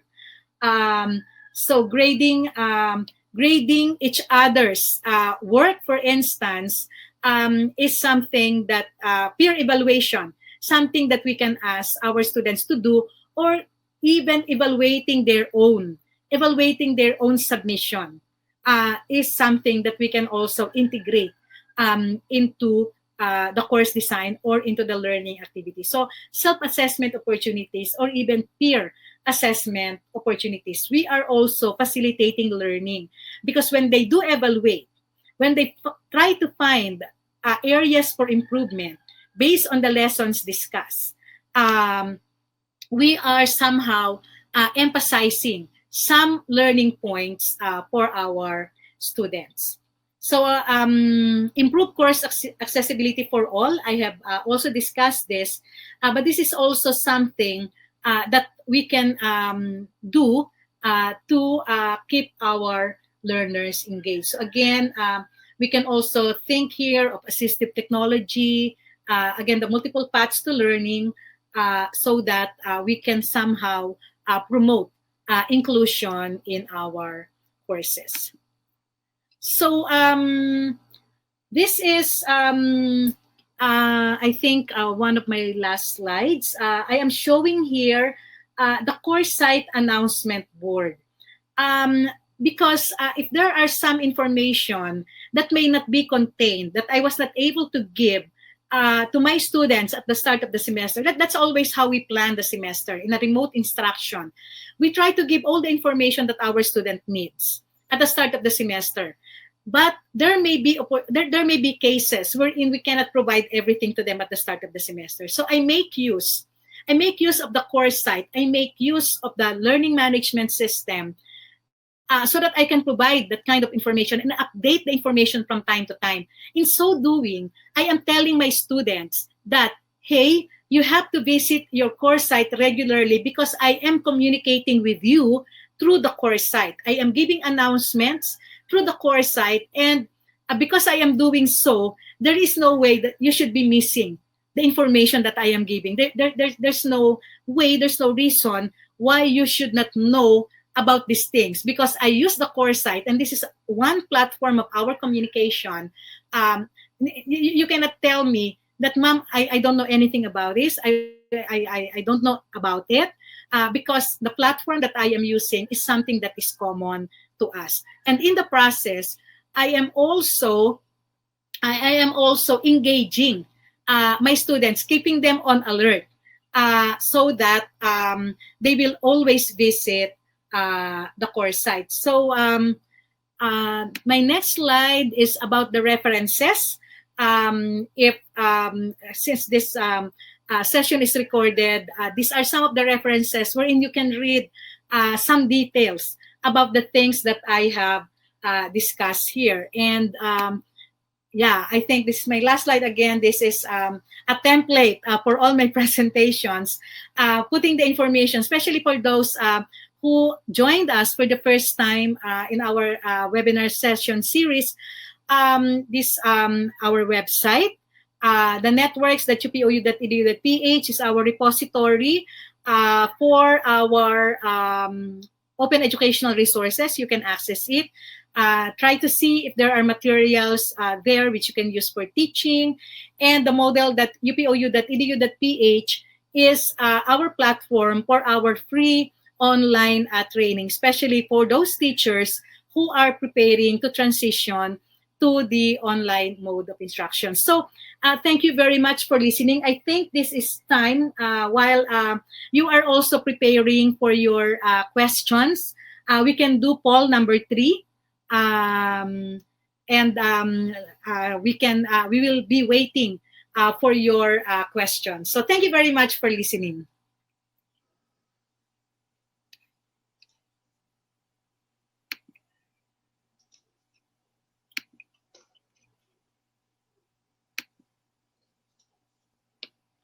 Okay, so eto na. Ang sabi, I am confident that I can keep my learners engaged in an online setting. Yes, they are confident.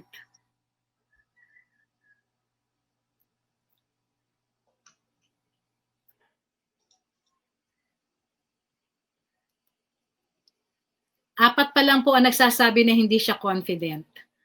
5. Oo. So, sige, pag-usapan po natin kung hindi pa po kayo masyadong sigurado.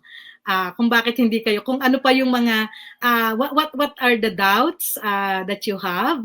But so far, we have 93% saying that yes, they are confident, and 7% saying they are not yet so sure, they are not yet that confident that they can keep their learners engaged. So those who answered that they are not yet so sure, probably you can also share your own apprehension so that we can discuss them further, and probably we can also open this to sharing with those who are now feeling confident that they can engage their online learners. So sige po. So let's now close the poll, and let's proceed to our Q&A with Ma'am Tina. Thanks, Ma'am Tina, for joining us today.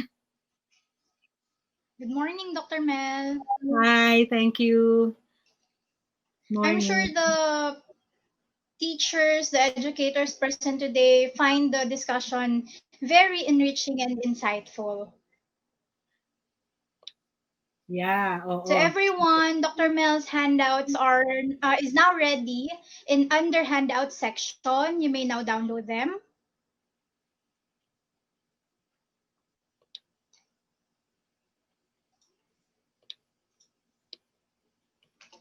All right. So to continue learning with each other, let us now move on to our Q&A portion. But before that, let us have some reminders. First, for your questions, kindly type at any time your questions in the Q&A box. We will accommodate as much questions as time permits. Number 2, to ask questions in person, you will have to indicate first in the chat box that you would like to ask the question in person. And then, if you're acknowledged, please accept the invite and unmute your mic and turn on your camera. Third, microphones will remain on mute and video cameras turned off until given the opportunity to ask the question in person.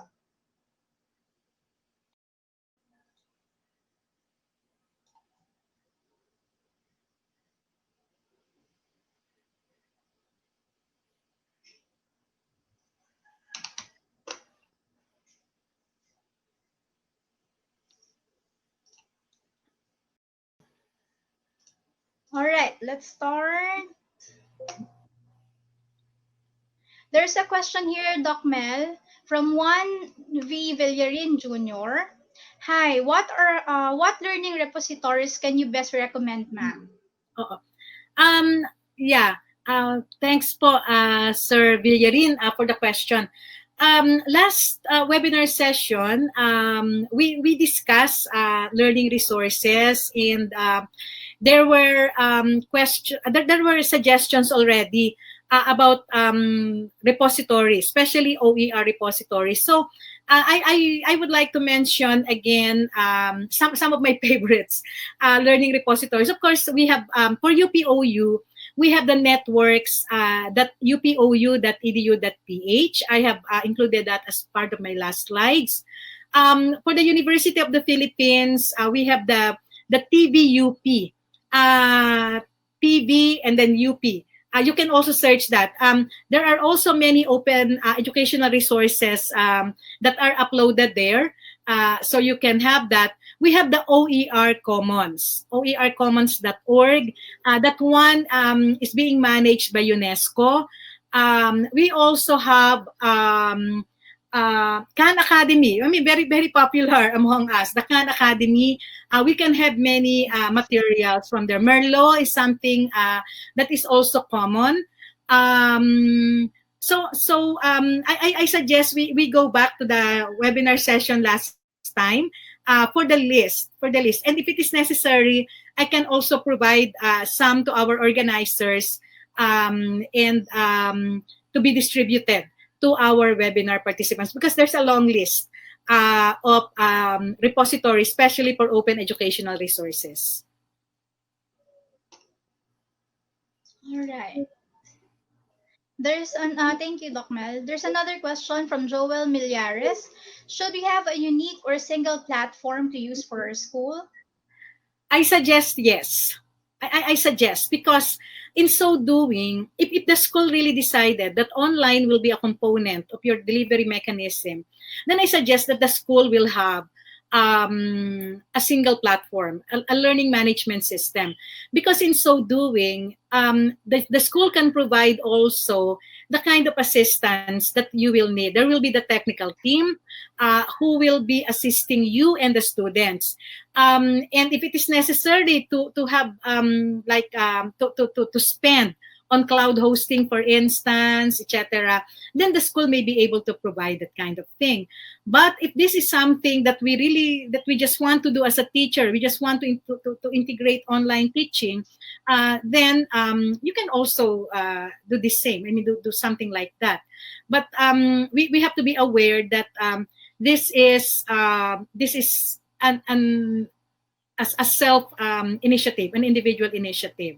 So, but now with the kind of teaching that we are doing, I suggest that the school will have to have that kind of platform, single platform. Okay. Thank you, ma'am. There is sharing from Ma'am Edith Kawile rather than a question. I used to teach at the College of Education in UP. This is a very enlightening info how teachers in the higher level can engage their students and maybe merge some of the topics in their lower levels. Yes, Thank you, Ma'am Ma'am Edith, for sharing. Yes, Ma'am Eddie, tama po. I mean, you're right. I just hope that you can share more, because since you've been teaching, you taught at the College of Education, then I assume that your training really is education, and probably as a teacher, as a trained teacher, you will be able to share more in terms of keeping our learners engaged, and other mechanisms design. Translated online, so that we can really keep our students engaged. So, Ma'am Edith Kawili, maraming salamat po. We I'm also not would so like to sure. request other attendees to share their own insights and their Yeah, oo. experiences as teachers as well Yeah, using the online platform. yeah. There's a follow-up question here from Sir Joel Millares regarding, I guess, the platform. What would you best recommend, ma'am? Well, what I best recommend. At UPOU, we are using Moodle. because Moodle is open source, and there is a global community of users, of Moodle users. So in a way, there is that continuous development of the learning platform. What we need to invest on our end as a university is, of course, the technical team who should be customizing it, branding it, and providing us with technical assistance. And sometimes they need to integrate other apps in the learning management system, depending on the needs of the teacher and the design of the courses. So that is something that we invest. And of course, the cloud hosting, because we are using cloud hosting for our learning management system.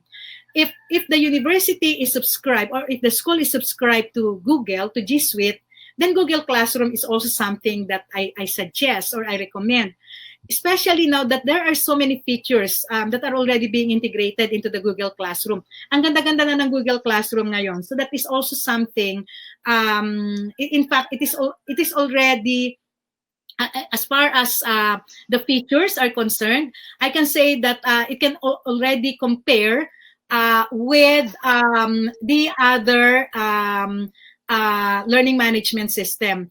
If the school has resources and if the school can afford it, then Canvas is also a good learning management system.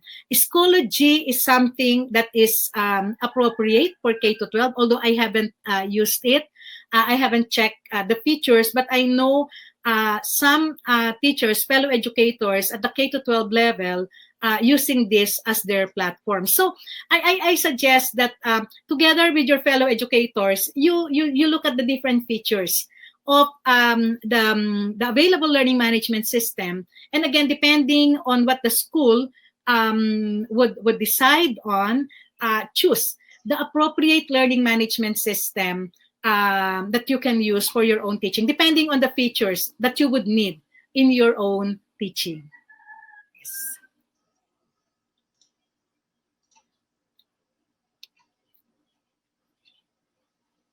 Okay, again, we encourage everyone to ask your questions, clarifications, or you may Yeah, even share your own experience. share your own experience as well, because as we always emphasize, this kind of thing that we are doing will be first timers for many. I mean, we will be first timers. So let's share and also even present our apprehension. It's not just the good practices that we are sharing, but also even our own apprehensions about this transition to online learning. And in so doing, we will be able to address those apprehensions. All right. Oh, there's another sharing from Miss Alma Lindy Toledano.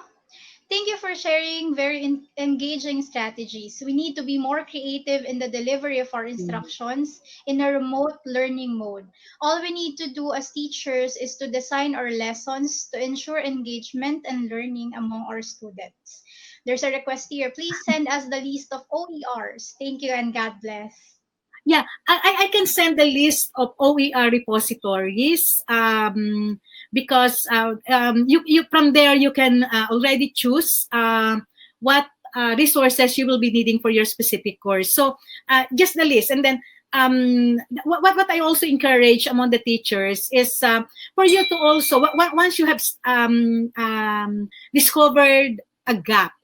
In terms of learning resources, wala kayong magamit, hindi contextualize sa ating sitwasyon, I encourage fellow educators to develop materials as well and contribute to the world of open educational resources. Share. The oercommons.org encourage the sharing among educators. So if you are teaching, you are developing a particular resource, let us also openly share that particular resource. As I always say, the superstars of tomorrow are the academics, the teachers, because of the number of views that we will be getting in our materials, the materials that we freely share with fellow educators and especially the lifelong learners. So let's do that. All right. And to also answer the list, we will be posting it on our FB page. So please make sure that you like and follow our page. Let's continue to the next question. How much time do you suggest would be appropriate for younger children to engage in synchronous and asynchronous activities since this would be a new experience for them? Yung pong synchronous natin, kung kaya nating ilimit ng 15 minutes or even not more than 30 minutes, maiinip yung mga bata. Sitting, or if we design synchronous session to be longer, then we have to keep engaged. Like for instance, hindi lang tayo nagsasalita. There may be some video materials in between lectures, or we ask them to participate. We ask them to speak. We ask them to be part of the discussion. We ask them to also talk. Diba? So that hindi sila maiinip and we can keep their attention. But if it will just be lecture on our end, just be telling them things, then probably not more than 15 minutes. Pero yun nga, let's ask them to be part of it. Answering questions. Para lang nasa klase, we call them by name. We call them by name. Peter, what can you say about this or this one? So by calling them by name, we are also asking them to be part of the discussion. And in so doing, we can probably have it even as long as probably 30 minutes. Ganon. Okay, thank you, ma'am. And we also have to consider, ma'am, that the students doesn't only have one subject. We are not their only. We are not the only teacher they would be facing Yes. online. Oo. We have Oo. to limit. Meron din kasing tinatawag, although ito mas ano to, it's more common to those who are doing Zoom meetings. Meron silang tinatawag na Zoom fatigue. Na sometimes, why is it that you feel so tired? You're just seated, participating in virtual meetings, but still, one meeting after the other, and you will find yourself so tired. And we say that's what we call now the Zoom fatigue, attending virtual meetings after virtual meeting. And sometimes we suggest that when it is not necessary for you to have your webcam on, turn it off, so that you will lessen that kind of fatigue. So you're right. It's not just one course that they have to consider, especially for our high school, our secondary school learners. Sometimes probably each teacher will schedule synchronous session, diba? So we also have to consider that in designing the length of the lecture that we will do synchronously, especially synchronously. Yes. All right. Okay, an additional request from Miss Almalin regarding the OERs. I guess she is a Filipino teacher. If you can send OERs for Filipino subjects, since we have limited resources for this particular subject. Yeah. I think we have some. We have some for kasaysayan, wika. We have some resources for kasaysayan at saka wika. In fact, we even have a MOOC, a massive open online course for kasaysayan, wika, and we are now developing a graphic novel for Sora. So hopefully it will be made available towards the end of the year. We will also be offering course, a free course for us to get to know more about Sora. So may mga ganung initiative, and definitely we will be sharing it to the rest of our fellow teachers, educators. Yeah. We will be looking forward to that, ma'am. Yeah. Okay, there is a sharing here from Miss Noemi Mendoza. Based on experience, using Google is one of the best platform. Yes. I haven't used the Google Classroom, but I also monitor the development, the improvements in terms of the features.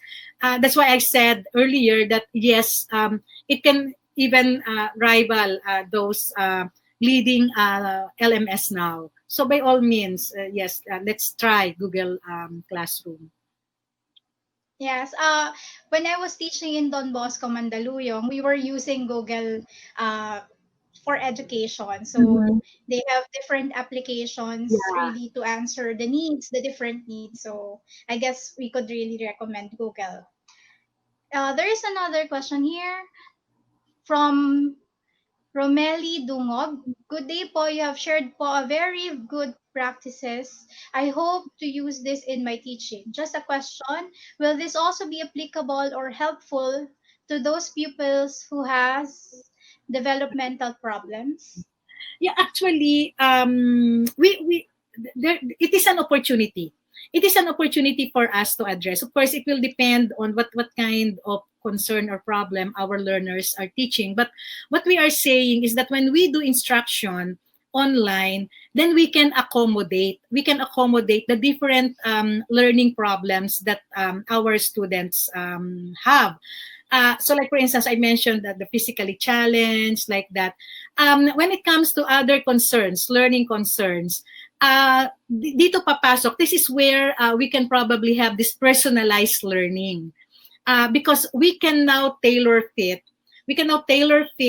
the learning path depending on how our students will be engaging in the learning content and in the learning activity.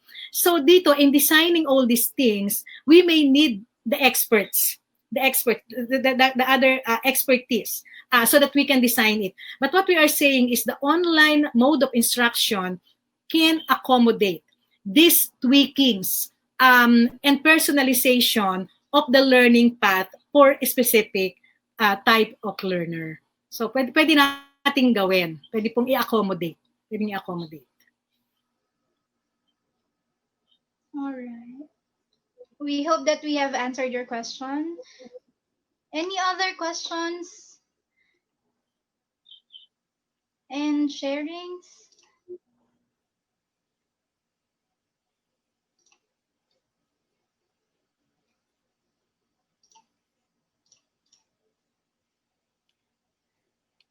All right. There's another question from Dr. Maria Mahan Esteban Basa. She is one of our authors, ma'am. We'll share this with my fellow educators here in Washington. One question, how can the attitude and interest of students play in designing the learning curriculum to keep students engaged in remote instruction? Yeah. Yung of course, mayroon tayong sinasabi nga na we can have this personalization of the learning site. But we can we somehow there is a limit to the kind of personalization that we can do. What can guide us is also the knowledge of what breed of learners do we have now. So something like we cannot expect our students to always be reading long text, right? I mean, that's the kind of information that we already have now. They are more visual learners, more of the video type material. They will engage more when they see and when it is of shorter duration. So that kind of thing will probably help us in designing our courses. Yung ano nga yung sabi pa niyang isa, the kind of personality. So we can have some typologies of the personalities that may characterize our learners and be able to provide the kind of personalization or the kind of learning path that we can provide them. So at the very least, yung sinabi ko kanina, it's a multiple learning path, the video, the podcast, or the text to accommodate the different learning styles, different personalities, and in some cases, we can engage personally. We can connect with our students and know their context. So that we can somehow provide the extra mile to those who may be needing it. Of course, sometimes we cannot do that in large class, but if we have, again, teaching assistants or those who are helping us, if we have large class to teach, then we can probably do that in terms of really catering to specific personalities or specific needs. Meron pang iba dyan. We may be encountering, for instance, yung mga depressed na mga estudyante, di ba? May mga ganun pa tayo may encounter dyan. And in some cases, the remote mode of instruction will give them the courage to tell the teacher or the parents telling the teacher, yun pong anak ko is suffering from depression, etc., etc., etc. May mga bipolar, di ba? So we have to be conscious and to be flexible enough to accommodate these different types of learners and the different context that they are in. But it is not saying that the learning process will have to be curtailed. Kailangan lang siguro may konting tweaking here and there or flexibility on our part as teacher. Medyo mahirap medyo mahirap gawin, pero sometimes kapag ka nandun na po tayo, you will have the hang of it. Akala nyo lang wala, hindi nyo magagawa. But once you encounter the situation, you will be able to do it. With just your passion as a teacher, you will be able to do it and accommodate the different personalities and the different context of your learners. Yes, I totally agree with that, Dr. Bandalaria. Oo. In spite of all the things, so many things to consider now in teaching, it's really innate in us educators to Exactly. address whatever need Yeah. our students have. Yes. So Akala lang I natin guess hindi natin kaya. Oo. we'll be successful with this one. Yeah. The first thing to do is to really accept and embrace the new normal, the remote teaching, and then we prepare for it. Good thing that we have these webinars Yeah. and different online trainings for teachers. I guess we are going to answer one more question if there still are questions.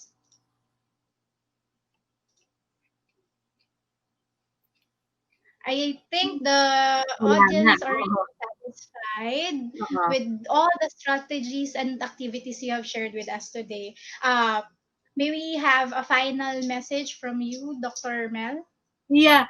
Um, Thank you very much. Thank you very much for the sharing. I hope that we in the future webinar sessions we will also have this kind of sharing, because it is also a learning experience for me.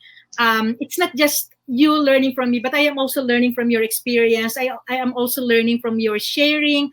I am also learning from the questions that you are asking, because in your asking of those questions, it is also pointing to me what are the concerns of our teachers. So I really appreciate the participation from our webinar attendees or our webinar participants. And I know that we can do this. We can do this. We will be able to have that transition to the mode of instructional delivery that is aligned with the context of our teachers. And I am confident that again, our passion for teaching will help us through in this difficult time in the education sector. Medyo mahirap talaga, but then again, our bottom line here is that we have to make sure that learning continue, not just teaching, but learning will continue. So I would like to thank again our webinar participants who also expressed their appreciation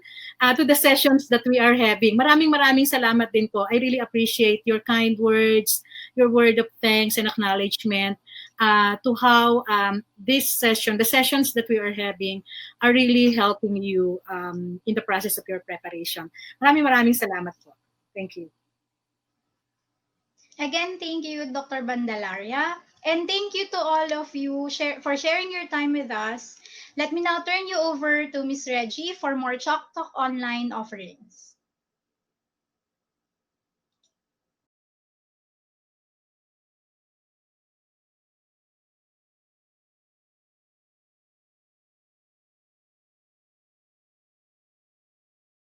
Doing distance learning since 1995. So we really are tapping on the experts. So thank you very much for sharing your expertise with us here in Chalk Talk Online. Actually, we've been hearing about OERs, Open Educational Resource. So watch out, na soon we were going to have the Salesiana Books Open Educational Resource, Salesiana Books OER. Watch out for it. And then also, I'm sure as clients of ours, you've heard of our TLETs, the Teaching and Learning Enhancement Tools. Most of it will be available also online, and it's going to be part of the Salesiana Books exclusive. So if you are a client of Salesiana Books, for sure this educational resource will be made available to you. So please do visit our Facebook page to look for all of these offerings, all of these benefits you enjoy when you buy Salesiana books for your students. For the future online Chalk Talk online sessions, we'll have one on July 3. It's going to be this Friday. It's going to be the practical guidelines in making modules for Christian living in the new normal. So this is going to be our Christian and evangelization faith series that's going to happen on July 3. Also on July 10, we're going to continue with the Google for Education um, um, webinars or Chalk Talk Online on episode 4. So we've been hearing also earlier that Google Classroom is has been very helpful. So I'm sure you will learn more, no, when you attend this session on July 10.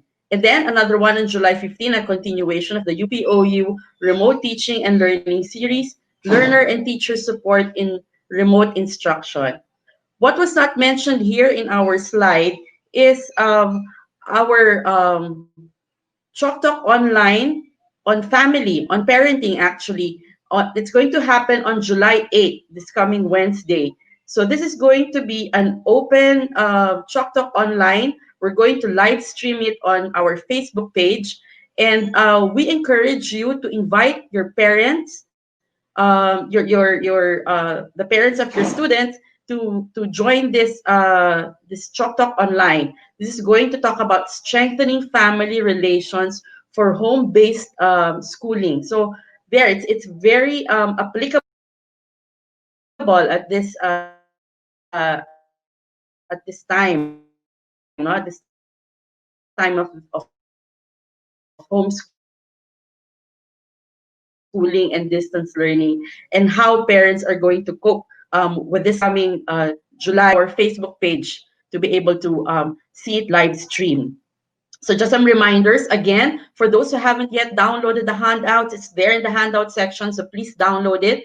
And then also for those who have registered today, you are going to receive your e-certificates through your emails in 2 weeks' time. And then also for those who have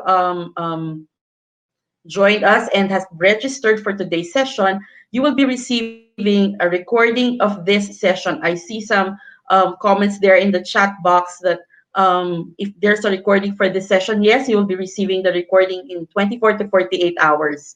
And then also at the end of this session, please accomplish the evaluation sheet so that we will be able to improve our Chalk Talk onlines in the future. So again, thank you very much for joining us today. So we'll see you again in our other Chalk Talk onlines in the future. Thank you very much. Bye. See you.